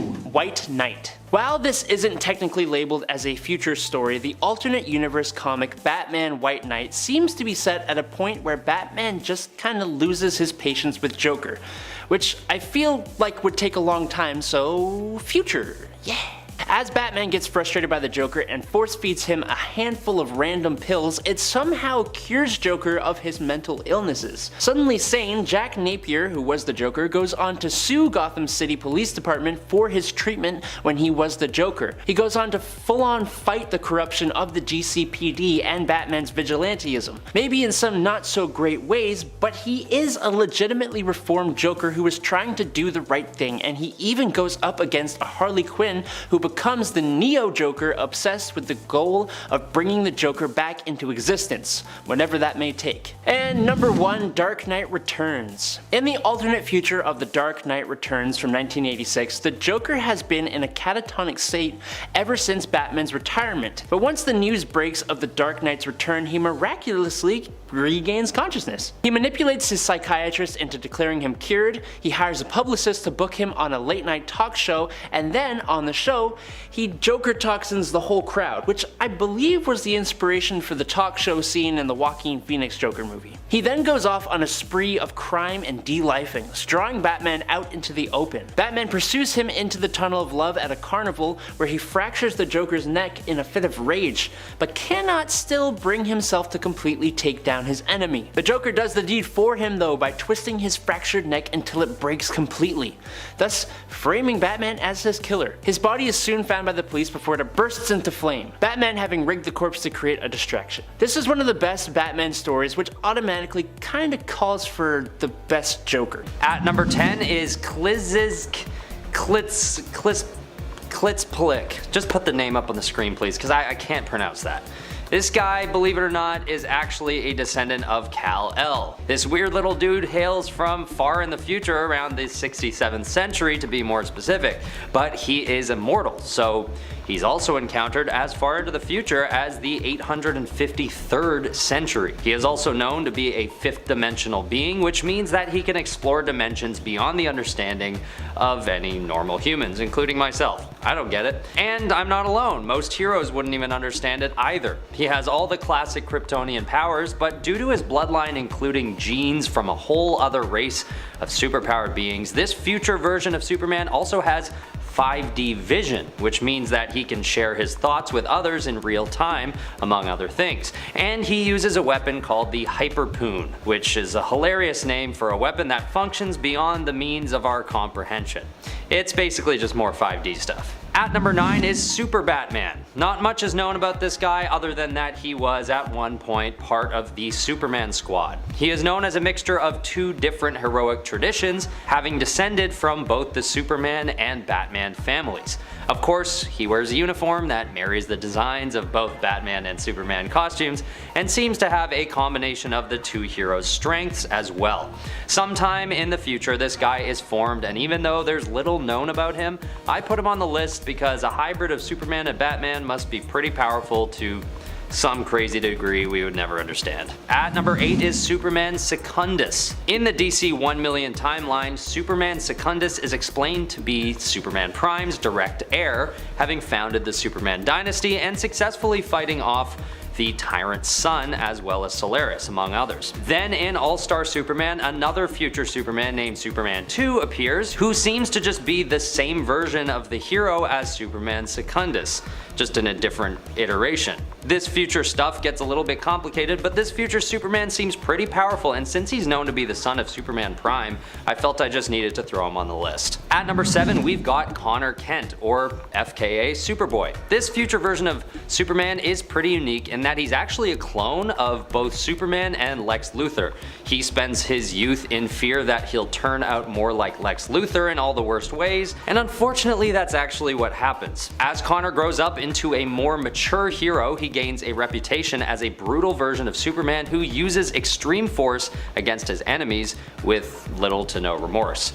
But later on during the Infinite Crisis storyline, we learn that this future Connor Kent is actually a clone of an early version of himself, which is a relief to him, but doesn't make much sense. Does it make sense? I don't know. Anyway, he's not Lex Luthor, at least. At number 6, we have Adam Ken plus 477 SPMN. The future is horrible at coming up with names apparently, but anyway, this future version of Superman is pretty cool because he kind of comes across as so futuristic that he's actually a much more complex being, but also a sort of simpler and stripped down being than Superman is now in a weird way, which is how it seems like the future would actually be if you went forward far enough. In Superman number 400, we see a future where Superman has died and his descendants have reproduced with humans, creating a new type of super being. But when they accidentally create a massive vortex in space, one of their leaders, Adam Ken, elects himself to plug it while the rest of them turn themselves into energy for some reason, to protect themselves. Anyway, the plan works and the vortex is mended, leaving only Adam Ken, we'll just call him Adam, leaving Adam as the only living being in the universe. So he thinks, until he meets his Eve. Halfway through and in number 5, Captain America 3099. Being used as a skin in the game Marvel Future Fight, Captain America 3099 is in essence Captain America, but make it RoboCop. He has a holographic shield that still actually works like a shield, but is probably one of the coolest and weirdest versions of Captain America I've ever seen. It looks really sweet, and I'd love to see someone cosplay this. Like maybe I'll be able to like grab a piece of like acrylic or something and make the shield myself, because like you can put the LEDs and stuff. It's dope. But he is after all the same old Captain America. So pretty powerful, but not as powerful as some other heroes. But I'm actually serious though, someone needs to make this shield. Whether it's the hacksmith or Odin makes or something, I'll make this shield, okay? I will happily do my best to get the rest of the costume together, because this is like my next goal. In at 4, Old Man Logan. The dystopia in Old Man Logan is about as screwed up as it gets. It was, after all, the inspiration behind the Logan movie, if you didn't already know. The original comic run of this story was all about Logan and a blind Hawkeye traveling across a country that had been completely conquered by supervillains. Those villains included the Abomination, Magneto, Doctor Doom, and Red Skull. The other villains that appear also include a venomized T-Rex. No, I'm not kidding. And the Hulk gang, which is a whole other can of worms I don't really want to get into. Eventually though, Hulk and Logan have one final face-off, toe-to-toe, shot for shot, and Logan ends up decapitating the Hulk and then is on his way, finding a new sense of purpose, wanting to take the country back from the supervillains who took control, which is a noble yet probably lost cause, because let's be honest, would he really have won in that scenario? I don't think so. In at 3, Maestro. Speaking of the Hulk, Maestro from the Future Imperfect storyline is actually the version of Hulk present in the Old Man Logan series. First appearing in the Incredible Hulk Future Imperfect #1 from 1992, Maestro possesses Bruce Banner's intelligence and the Hulk's more malevolent personality traits. After a devastating nuclear war destroyed most of the human race, the radiation from the war ended up basically supercharging the Hulk, turning him into an even more powerful version.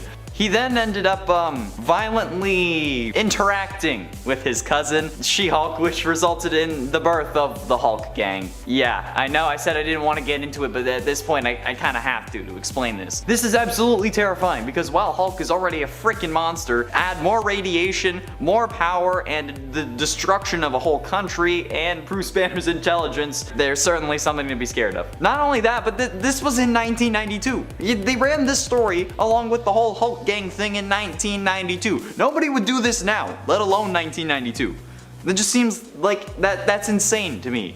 Penultimately, in at number 2, Kingdom Come Superman. Yet another world where Lois Lane dies, except this time it's directly at the hands of the Joker, who had flooded the Daily Planet with his own toxin, killing everyone but Lois, who had managed to locate a gas mask. However, she tried to attack the Joker, but then Joker cracks her skull. Superman returns and Lois succumbs to her injuries and dies. As the Joker arrives for his trial though, he's killed by a new superhero called Magog. But then, Magog ends up being acquitted of his charges, which just makes Superman appalled. Because, you know, the public is embracing a killer. But I mean, like, let's be honest, they do that anyway. Already disheartened by the death of Lois Lane, Kal-El abandons his life as Superman and retreats to the Fortress of Solitude, where he spends the next decade. Superman eventually returns to reform the Justice League with the goal of capturing heroes who followed Magog's example and took to killing, which results in many a battle and a nuke targeted towards metahuman genes. But in the end, Superman starts dating Wonder Woman and they end up expecting a child. Hopefully Joker doesn't make you think you're fighting Doomsday. Finally, in at number 1, Dr. Manhattan. Dr. Manhattan is considered the most powerful superhero in comics because he possesses basically unlimited powers. He debuted in the graphic novel limited series of Watchmen, published in 1986 and 1987, but Manhattan later on became a major player in the DC universe. He was revealed to be responsible for the Flashpoint event, which ended up creating the New 52 timeline in the process, something that removed 10 years of history of DC characters, and he did it on his own. So how could I not include Dr. Manhattan on this list when the Watchmen comic is very dystopian? The dystopia in Watchmen is caused by superheroes who thought that they could save the world but ended up leaving it hollow and broken. And Ozymandias makes another dystopia on top of that, thanks to him thinking that the only way to fix the world would be to destroy it. I still don't get this thought process, but I also totally get this thought process. Like, thinking that the world needs a reset, I understand, but actually trying to reset it is something else entirely. Number 10, Contest of Champions. Venom is the antithesis to Peter Parker when you think about it. I read somewhere, I can't remember where, that Venom is essentially what happens when someone acquires great power without possessing the great responsibility to keep it in check.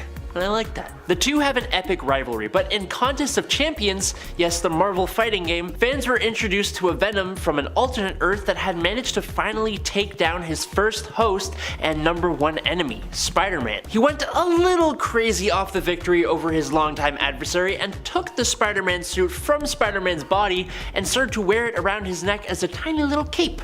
It's almost kinda cute, if not a little horrifying. He is a Venom that ultimately completed his #1 goal. He's living life as a fully realized Venom, just thriving. You go, Venom.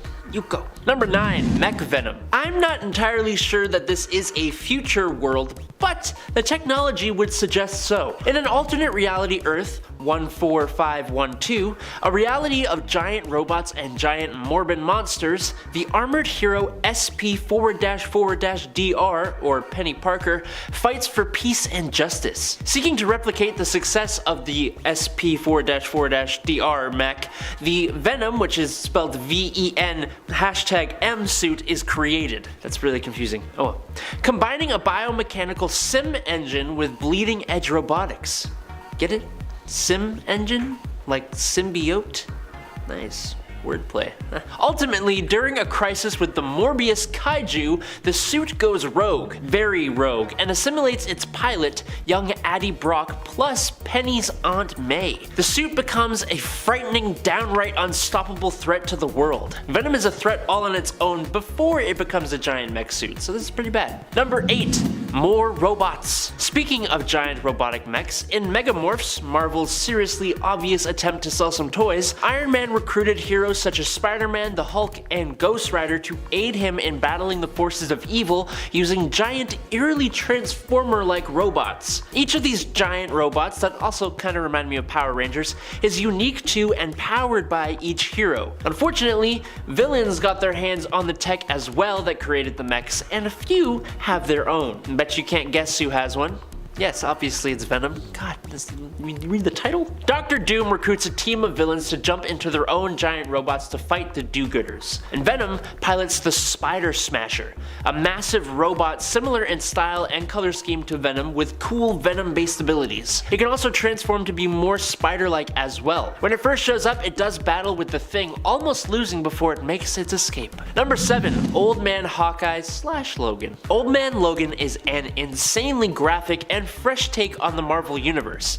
It's set in a post-apocalyptic America where the villains of the Marvel Universe coordinated a simultaneous attack on the heroes orchestrated by none other than the Red Skull. There's a gang of Jewish Hulks, a giant skeleton of Loki crushed by the Baxter Building, old versions of superheroes and supervillains, and a Venom symbiote bonded with a T-Rex from the Savage Land. Even though this Venom only showed up for a little brief moment in the Old Man Logan storyline, Venom Rex instantly became a fan favorite character, which meant we got to see how this came to be in the follow-up, or I guess the prequel, Old Man Hawkeye. In this story, we see a Venom who bonds to the Madrox gang, who have kind of separated from James Madrox, sort of, but not really. Doesn't really matter. But after Venom bonded to the Madrox, they now use their power to duplicate themselves into an army of Venoms bound to track down Hawkeye, who had stuck the other Madrox members with plenty of arrows. An army of Venoms chasing you across the country would be pretty terrifying. After hunting down Clint to Kate Bishop's sanctuary, the two heroes led the Venom army into the wilds where it reduced its number,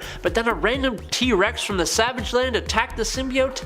I don't know. If you read Old Man Logan, you know that this is the exact same Tyrannosaurus that attacks Logan and Clint. And now, we've come full circle. Number 6. More of the same? And we return to Wolverine Old Man Logan, the same series as the previously mentioned T-Rex, except 15 years later and in the Edge of Venomverse 4, where things are now decidedly worse for the feral hero. The baby Hulk Logan took from the Hulk gang, Banner Jr., grew up a bit, and after Logan told him what happened to his family, the little Hulk beat the snot out of Logan. After Archangel, Banner Jr., and Ashley Barton capture Logan in the danger room of the X-Men mansion, they unveil that dang venomized T-Rex yet again is alive. Logan is able to defeat Ashley, but when he attempts to take on the Venomsaurus Rex, that's what I'm gonna call it, he instead finds himself leaping down its throat. Banner Jr. is mid-celebration when suddenly the symbiote changes sides, de-bonds from the T-Rex, and takes over Logan. Logan escapes the beast as his Venom self and goes after his 2 captures. He defeats Archangel, and then just as he's about to finish off Banner Jr., he claims he can't, and that he kept the truth of his family from him because he loves him like a son, all while a portal randomly appears, bringing this Venom Wolverine face to face with the Venom Captain America of the Resistance in the Edge of Venomverse story arc. Number 5. Iron Man 2099. There are actually multiple Iron Man 2099s out there, but one of the most well-known ones is Dr. Sonny Frisco, who first appeared in the 2015 Secret Wars event, making his very first appearance in Secret Wars 2099 issue number 1. While 2099 is a future reality that has been around for some time in the comics, Dr. Sonny Frisco wouldn't appear until later in its continuity. Or a continuity, really. This also, once again, is not the main 2099 continuity. In fact, the 2099 reality actually has multiple different continuities. As I said, it's a lot, it's confusing, but just stick with me here. Frisco's Iron Man hails from one of the fringe continuities known as Earth 23291. Sonny Frisco, however, would later become displaced to the Realityverse 616, following the destruction and recreation of the multiverse as a result of the Secret Wars event. Like Tony Stark of Earth 616, Frisco is also a genius who built his own suit of armor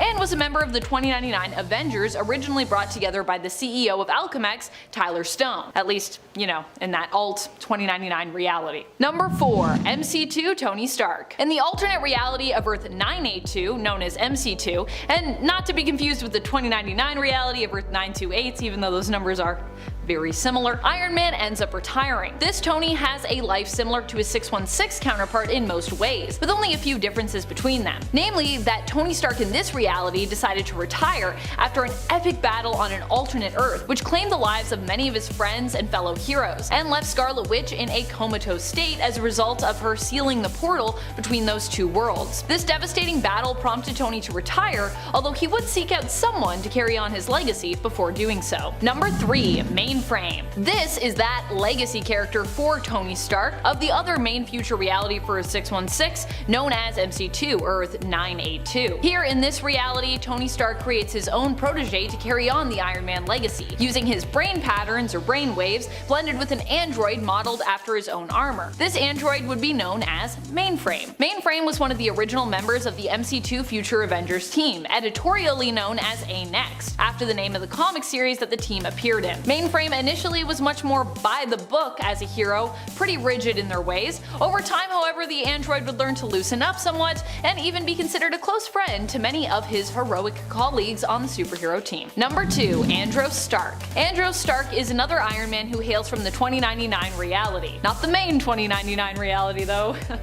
So many alternate timelines. This version of the alternate future Iron Man is actually Tony's grandson, Andros. Andros travels back in time in an attempt to stop his grandfather from creating Vortex. Vortex was initially created by Tony to protect humanity, but ended up turning on humankind instead, infecting the internet and threatening the existence of all human life on Earth in the future. However, in a strange twist, Andros actually ends up learning during his journey back to the past that it was his jaunt back in time that would actually result in the creation of the Vortex virus. The future crisis ends up being averted thanks to this revelation, but unfortunately it also causes Andros to cease to exist. At least this specific version of Andros who traveled back in time. There could very well still be an Andros out there somewhere in the world, one who, didn't have a reason to travel back thanks to the future being saved. This future version of Iron Man 2099 does not appear in the comics, but instead is from the animated series Iron Man Armored Adventures. Number 1. Dr. Anthony Stark. Coming full circle now, from 10 to 1. As I said, what if Sorcerer Supreme Tony Stark is not the only one out there? There's also the 2099 AD alternate future Tony Stark, who also ends up as Sorcerer Supreme, known as such or sometimes as Doctor Stranger or Dr. Anthony Stark. Although once again, although this is 2099 AD, this is not the main 2099 reality. This is another splintered continuity. This future version of Tony shows up in Infamous Iron Man when Doctor Doom, as the aforementioned infamous Iron Man, appears into the future. However, this future version of Tony would also appear initially in the 2014 all-new X-Men annual, where Tempest would run into him when she attempted to return to the reality where her husband and daughter existed. However, Stark would inform her that this reality no longer existed, and he would actually urge Tempest to return to her original timeline, the continuity of Earth 616. At number 10, we've got Punisher 2099. In the future, Jake Gallows takes on the mantle of Punisher, and he makes for a pretty impressive version of the anti-hero. Being a former member of the Church of Thor, he takes on a role as a sort of bodyguard for hire while also functioning as a police officer under President Doom's regime. He's driven by vengeance after his mother, brother, and sister-in-law are all killed by Kron Stone, and eventually ends the man's murderous streak himself, which is a pretty impressive demonstration of his power on its own. This futuristic Punisher shows some really advanced fighting skill as well, and gains even better stats after he's given a bionic arm. He's also able to blend in very well due to a face scrambler he uses to avoid detection.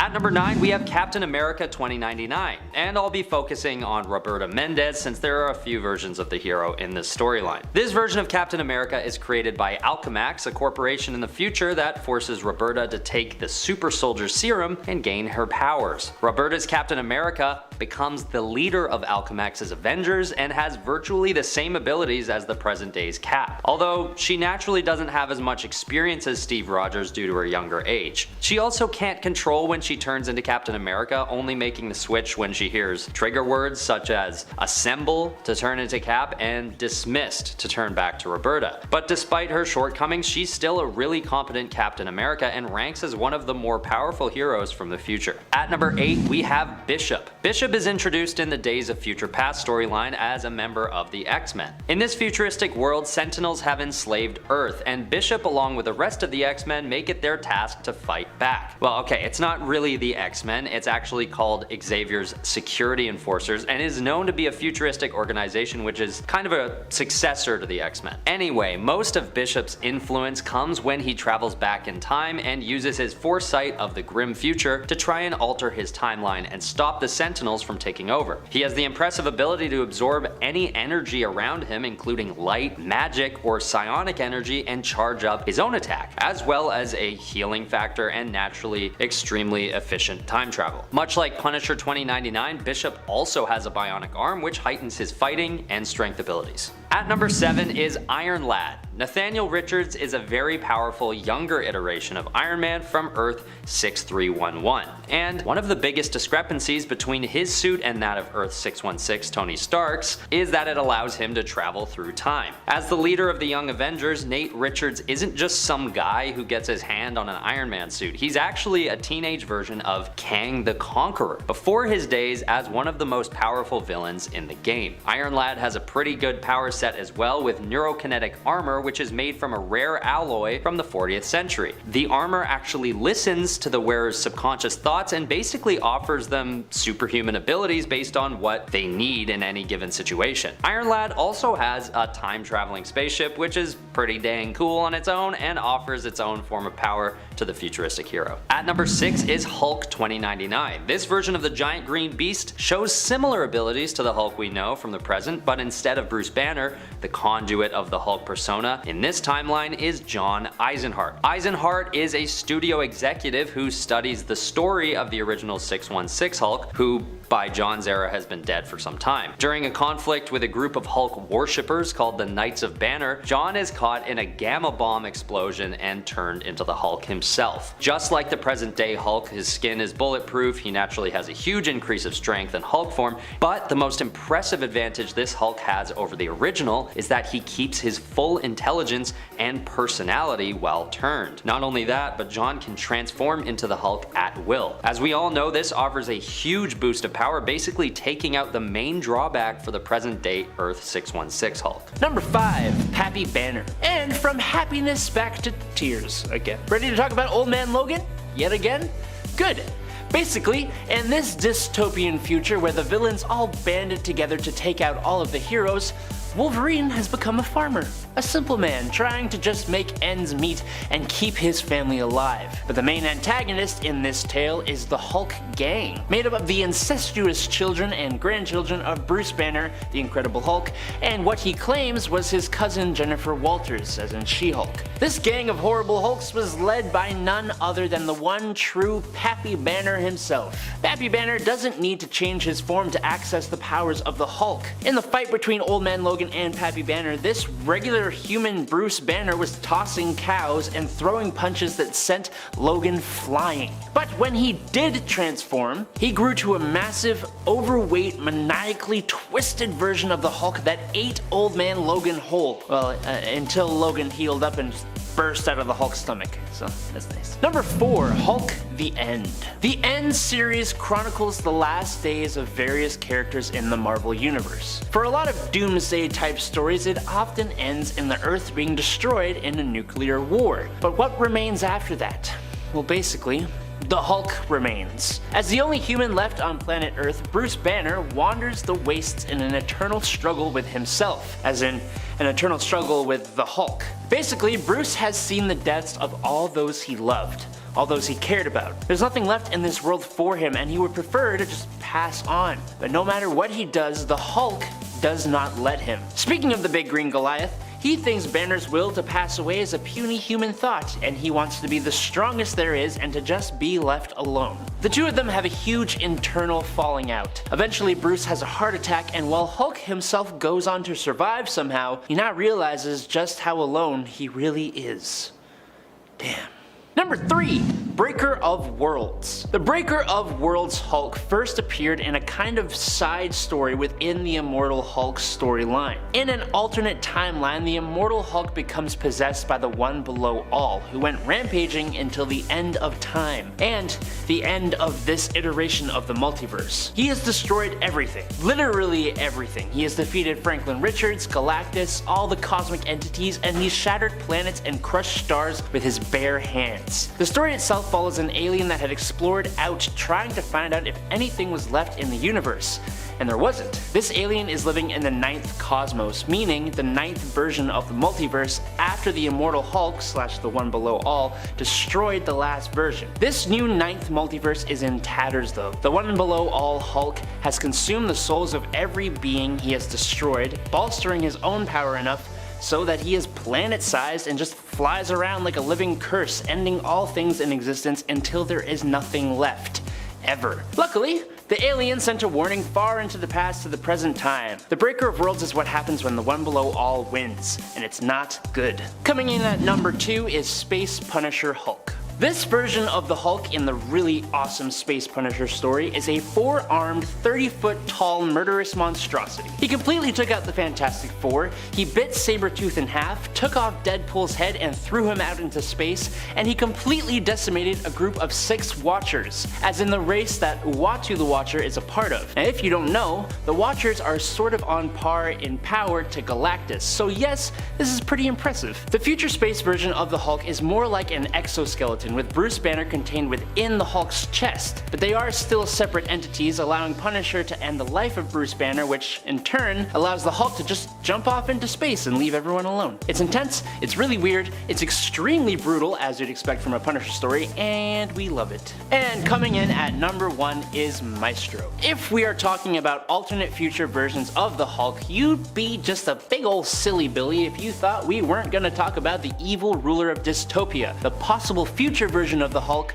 Maestro. Maestro is the far future ruler of a megacity that rose up after the events of a nuclear war. After being exposed to so much extra radiation, he gained extra strength and over time became more and more intelligent. He had powered up enough to be double the strength of the base Hulk and just as smart as Bruce Banner, while also becoming nefariously evil. Earth 616 Hulk ends up traveling forward in time to stop Maestro, which proves to be a much more difficult task than he initially imagined. Hulk's experience with Maestro gave Hulk nightmares of what he could become for years and years and years to come into the future. At number 10, we have Wonder Woman from the Kingdom Come storyline. In Kingdom Come, Diana has the same origin as the Wonder Woman we know, also serving in the Justice League alongside Superman and Batman. But in the future, Batman has retired and the world has become darker and unforgiving. Diana herself even loses sight of her moral values and becomes less ethical in her heroic practices. Due to this shift in her practice,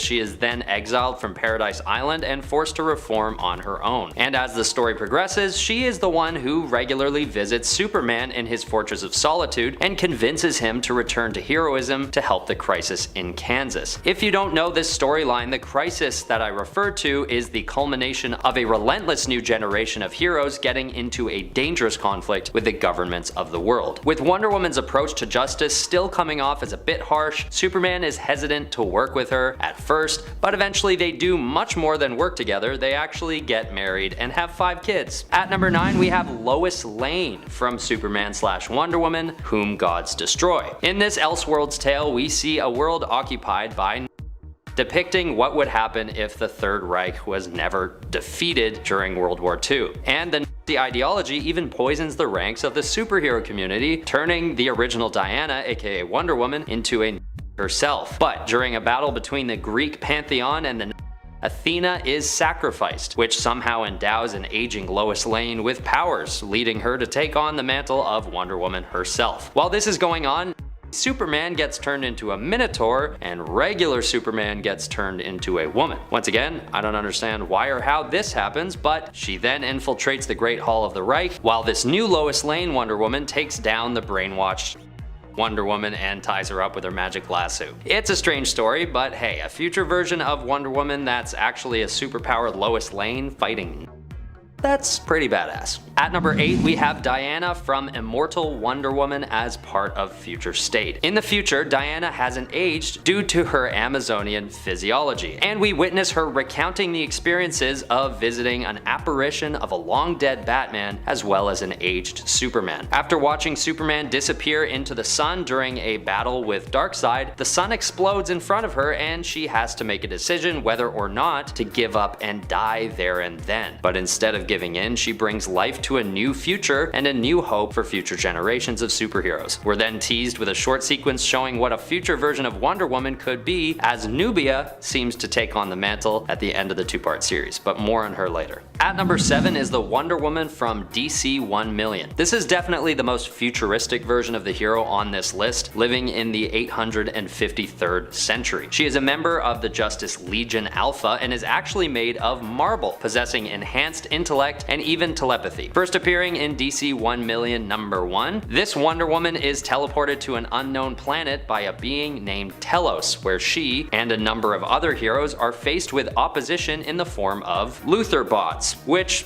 take out many of the heroes. But she survives and is finally teleported once more to face off against the Crime Syndicate, where she is defeated by Superwoman. This is a pretty far-fetched and bizarre storyline, but hey, it's over 80,000 years in the future, so what else will we expect? At number 6, we have Wonder Woman, aka God of War, from Wonder Woman Future's End. This version of the hero is one of the most relentless but also tragic versions on the list. In the New 52, Future's End, we witness events taking place 35 years into the future when there is a massive takeover by an AI known as Brother Eye. The corpses of fallen superheroes are taken over by nanotechnology, including that of Wonder Woman, creating these spider-like mechanical monstrosities. And the Wonder Woman one might even qualify as a future version of Wonder Woman itself, although it is kind of just a lifeless robot parasite thing. Either way, to try and prevent this horrible future from taking place, Terry McGinnis, aka Batman Beyond, has to go back in time and change the course of history. But in the new reality he creates is where,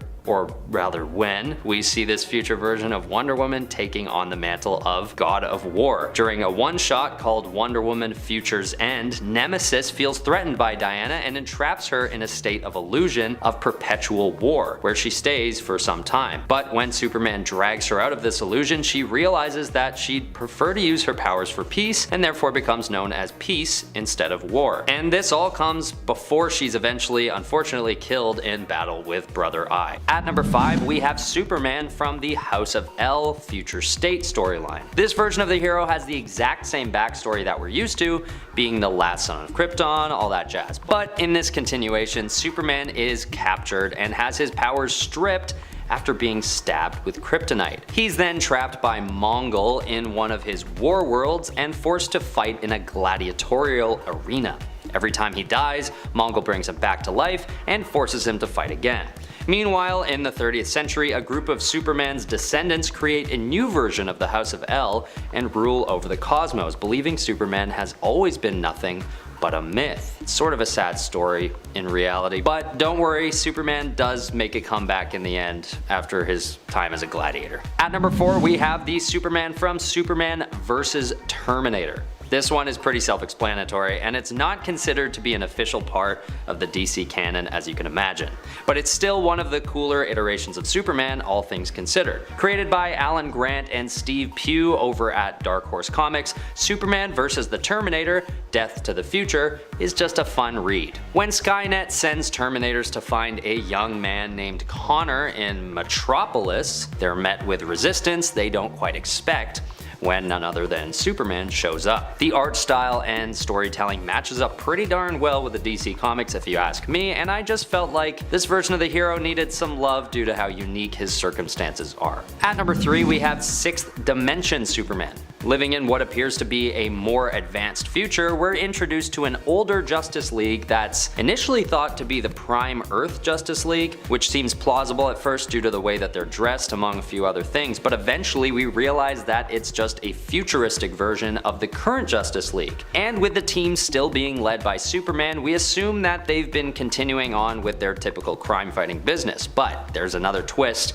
that's soon revealed, which is that Superman is actually World Forger masquerading as the Kryptonian. The real future Superman's whereabouts are unknown at the time, but World Forger looks and acts just like the real Superman, so I felt that he belonged on the list. Okay, fine, I mainly included him because of his cool costume design, but even in his short 10-issue run during Justice League Volume 4, he appears to be about as powerful as an aging, more wise, and practiced Superman might be. At number 2, we have Justice Lord Superman from Justice League Beyond.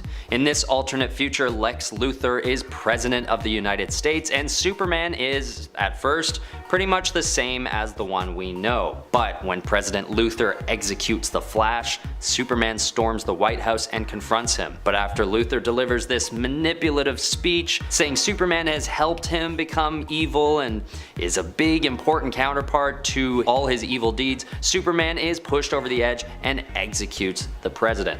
This comes as a shock to Superman's allies, but it sets a new precedent for this futuristic team known as the Justice Lords. And moving forward, Justice Lord Superman continues to deal with criminals by lobotomizing them with his laser vision. This storyline actually feels like a combination between Injustice and The Dark Knight Rises, in that there's a morally questionable team being led by a twisted version of Superman, and then Batman decides he needs to stand up against Superman's destructive ways, except in this case, it all happens sometime in the distant future, fitting it nicely at the top of this list. At number 1, we have John Kent from Future State. This is a fun one. a younger version of the hero who is the offspring of Superman and Lois Lane. The Future State event was released in 2021 and looked at what a potential future for the DC universe would and could look like, and alongside a handful of other new characters taking on the mantles of notable DC heroes, John Kent takes on the Superman mantle. There isn't much known about him quite yet, but at first glance he appears to have a more personal disposition. Possibly his half-human heritage gives him a bit more of an approachable energy, almost like Invincible. I'm looking forward to seeing how far John Kent goes in the comics and how they will develop a canonized story of how he ends up taking over for his father in the long run. Number 10. Savior. Savior is a future version of Tim Drake who becomes Batman. Doesn't sound so villainous, right? Well, this future Bat version of Timothy Drake takes things a little too far, which is what makes him more villainous than heroic, despite taking up his own version of the cape and the cowl. Drake in the Titans Tomorrow reality is known by the vigilante codename of Savior, and has gone to extremes to do what he believes is right, meaning that Drake doesn't hold back and kills villains or even heroes who get in his way, eliminating them permanently. Drake and the world were seemingly transformed by a crisis event. In addition, Batman was also killed by Batwoman, which heavily shaped the life of Tim Drake in this reality, who would then do what he swore he would never do and continue on the Batman legacy in Bruce's place. Number 9. King Thanos. King Thanos is an alternate version of Thanos who hails from a pretty terrible future where he has successfully destroyed almost all life in the universe in an attempt to win the favor of Lady Death. In this universe, Frank Castle also becomes Ghost Rider after being killed and then making a deal to become Ghost Rider, returning to Earth in an attempt to avenge the fallen heroes of Earth, only to return too late, with Earth pretty much being decimated by Thanos already. As Ghost Rider, Castle lost his mind from loneliness, but would later have no other choice left but to become the Herald of King Thanos. King Thanos actually has a few people left to kill and needs help, so he actually sends Cosmic Ghost Rider, aka Frank Castle, back in time for a younger version of himself to basically help him in his final battle. And friends, before we move on to this next spot, if you are loving this list and you want more time travel future-based lists, be sure to let us know by giving this video a thumbs up. Number 8. Kronos. Kronos is a somewhat confusing character in DC continuity because there are multiple versions of him, and this confusion isn't entirely the fault of alternate futures or time travel either. It's actually more to do with the trajectory of the DC main continuity. Kronos, not to be confused with Kronos, no H, back in the New Earth continuity was known to be a clock-obsessed villain of Ray Palmer's Captain Atom. However, his clock obsession would soon develop into an obsession to perfect the means of time travel, and this obsession would translate to his Prime Earth continuity counterpart, who was an agent of Argus specializing in, you guessed it, time travel. There is also another version of Kronos, which is an entirely different person, Walker Gabriel, who found Clinton's tech and then more used it to become an anti-hero instead of like a full-blown villain. Number 7. Doctor Doom. Weirdly enough, in a way, Doctor Doom is also a villain from the future, as he does like to travel back to the past to enact some villainous plots. He traveled back in time to study with Morgan Le Fay, and he's also gone back in time as well with Iron Man to the period of Arthurian legend. One of his most iconic plots in my mind as well was when he wanted to use the Fantastic Four to help him steal Blackbeard's treasure by traveling back in time and recovering it, which seems like a really easy way to possibly mess up the timeline for a reward that somehow, I don't know, it doesn't really seem worth all that trouble. I know it's a chest of treasure, Doom, historical pirate treasure no less, but is it really worth possibly changing the future for? And messing with time? I don't know. Number 6. Monarch. Monarch is another villain from the future who actually, it turns out, was originally a hero. I love these reveals, especially when you are the hero finding out that you become the villain. Gasp. Monarch is actually Hank Hall, who ends up becoming a villain in a dystopian future after his partner Dove dies. For those who don't know, Hank Hall is the hero Hawk of the superhero duo Hawk and Dove. Hank wouldn't be the only hero to become known as the future villain Monarch. In fact, it seems likely much of the villainy behind Monarch comes from the suit that Hank and later Captain Atom wear while donning that mantle. In fact, in the case of Captain Atom, it seems the suit is very much to blame here. Suit making people evil and crazy. At number 5, we have the Wolverine from Wolverine The End. This comic series is known to offer the reader a look into how these characters face, well, their ends. And in Wolverine's issues, we face what seems to be an even older and more grim version of an old man Logan. But for Wolverine, we're left with a cliffhanger instead of his death, suggesting that there will be even more future iterations of Logan and or James Howlett to come. In the final issue of this The End series, James faces off against his own older brother, John Howlett Jr. And as they duke it out in front of an audience of military personnel, James ends up accidentally killing his brother, driving his claws through his chest after a fall. After some epic final words are exchanged, we watch James sit in silence as it's suggested that he is apprehended by the authorities. But this isn't confirmed, that's actually where the series ends. This is definitely one of the more gothic and darker versions of Wolverine, and the dark epic storyline that this series explores really reflects how much Wolverine has been through over the years, even into the future. At number 4, we have Ultimate Cable. We all know that Cable is a time traveler and the son of Cyclops and Jean Grey.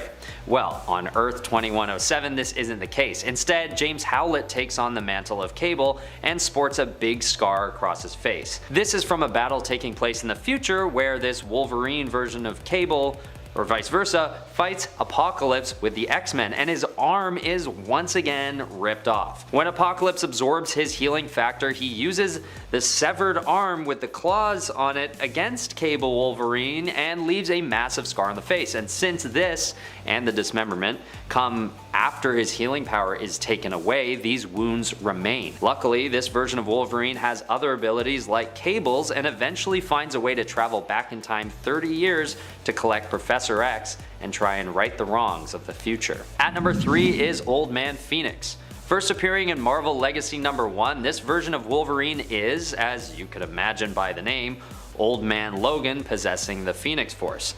Hailing from Earth 14412, this version of Logan basically mirrors that of 616 Logan, up until King Loki wipes out humankind. Logan is known to be dead under unknown circumstances, but is soon chosen to become the new host for the Phoenix Force and travels the universe destroying celestial bodies on his way. When he eventually encounters a future version of Loki, he goes back in time to undo the damage that Loki had done, letting go of the Phoenix Force in the process. And this is a request by Loki himself after seeing something that changes his intentions for supreme power on a dime. This version of Wolverine is definitely the most powerful on the list, both in influence and sheer power. And he looks pretty badass as well, like an old angry wizard.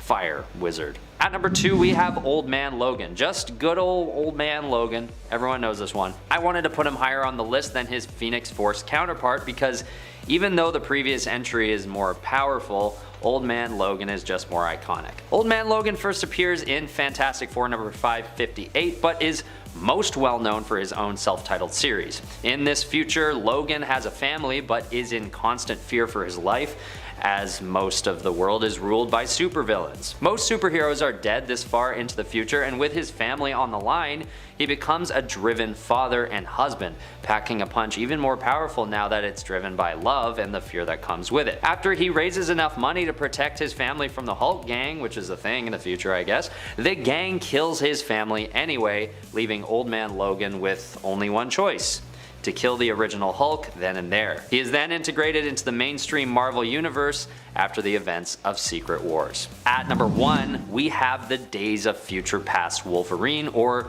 Wolverine from Earth 811. On Earth 811, this version of Wolverine lives in a time 33 years ahead of the modern 616 version. And when the Watcher from Earth 9997 looks into Logan's past, he unveils that Logan's past isn't quite as it seemed. Instead of being born sometime in the 1800s and tested on in a lab, X-51 finds that he had actually descended from a tribe of humans known as the Moon People. In this future storyline, he's faced with the task of protecting the mutant race after the Mutant Control Act is put into effect, and Sentinels are ordered as the protectors of America. After a few search and rescue missions, Wolverine joins the Resistance and fights with his mutant comrades, including Magneto, to defeat the Sentinels.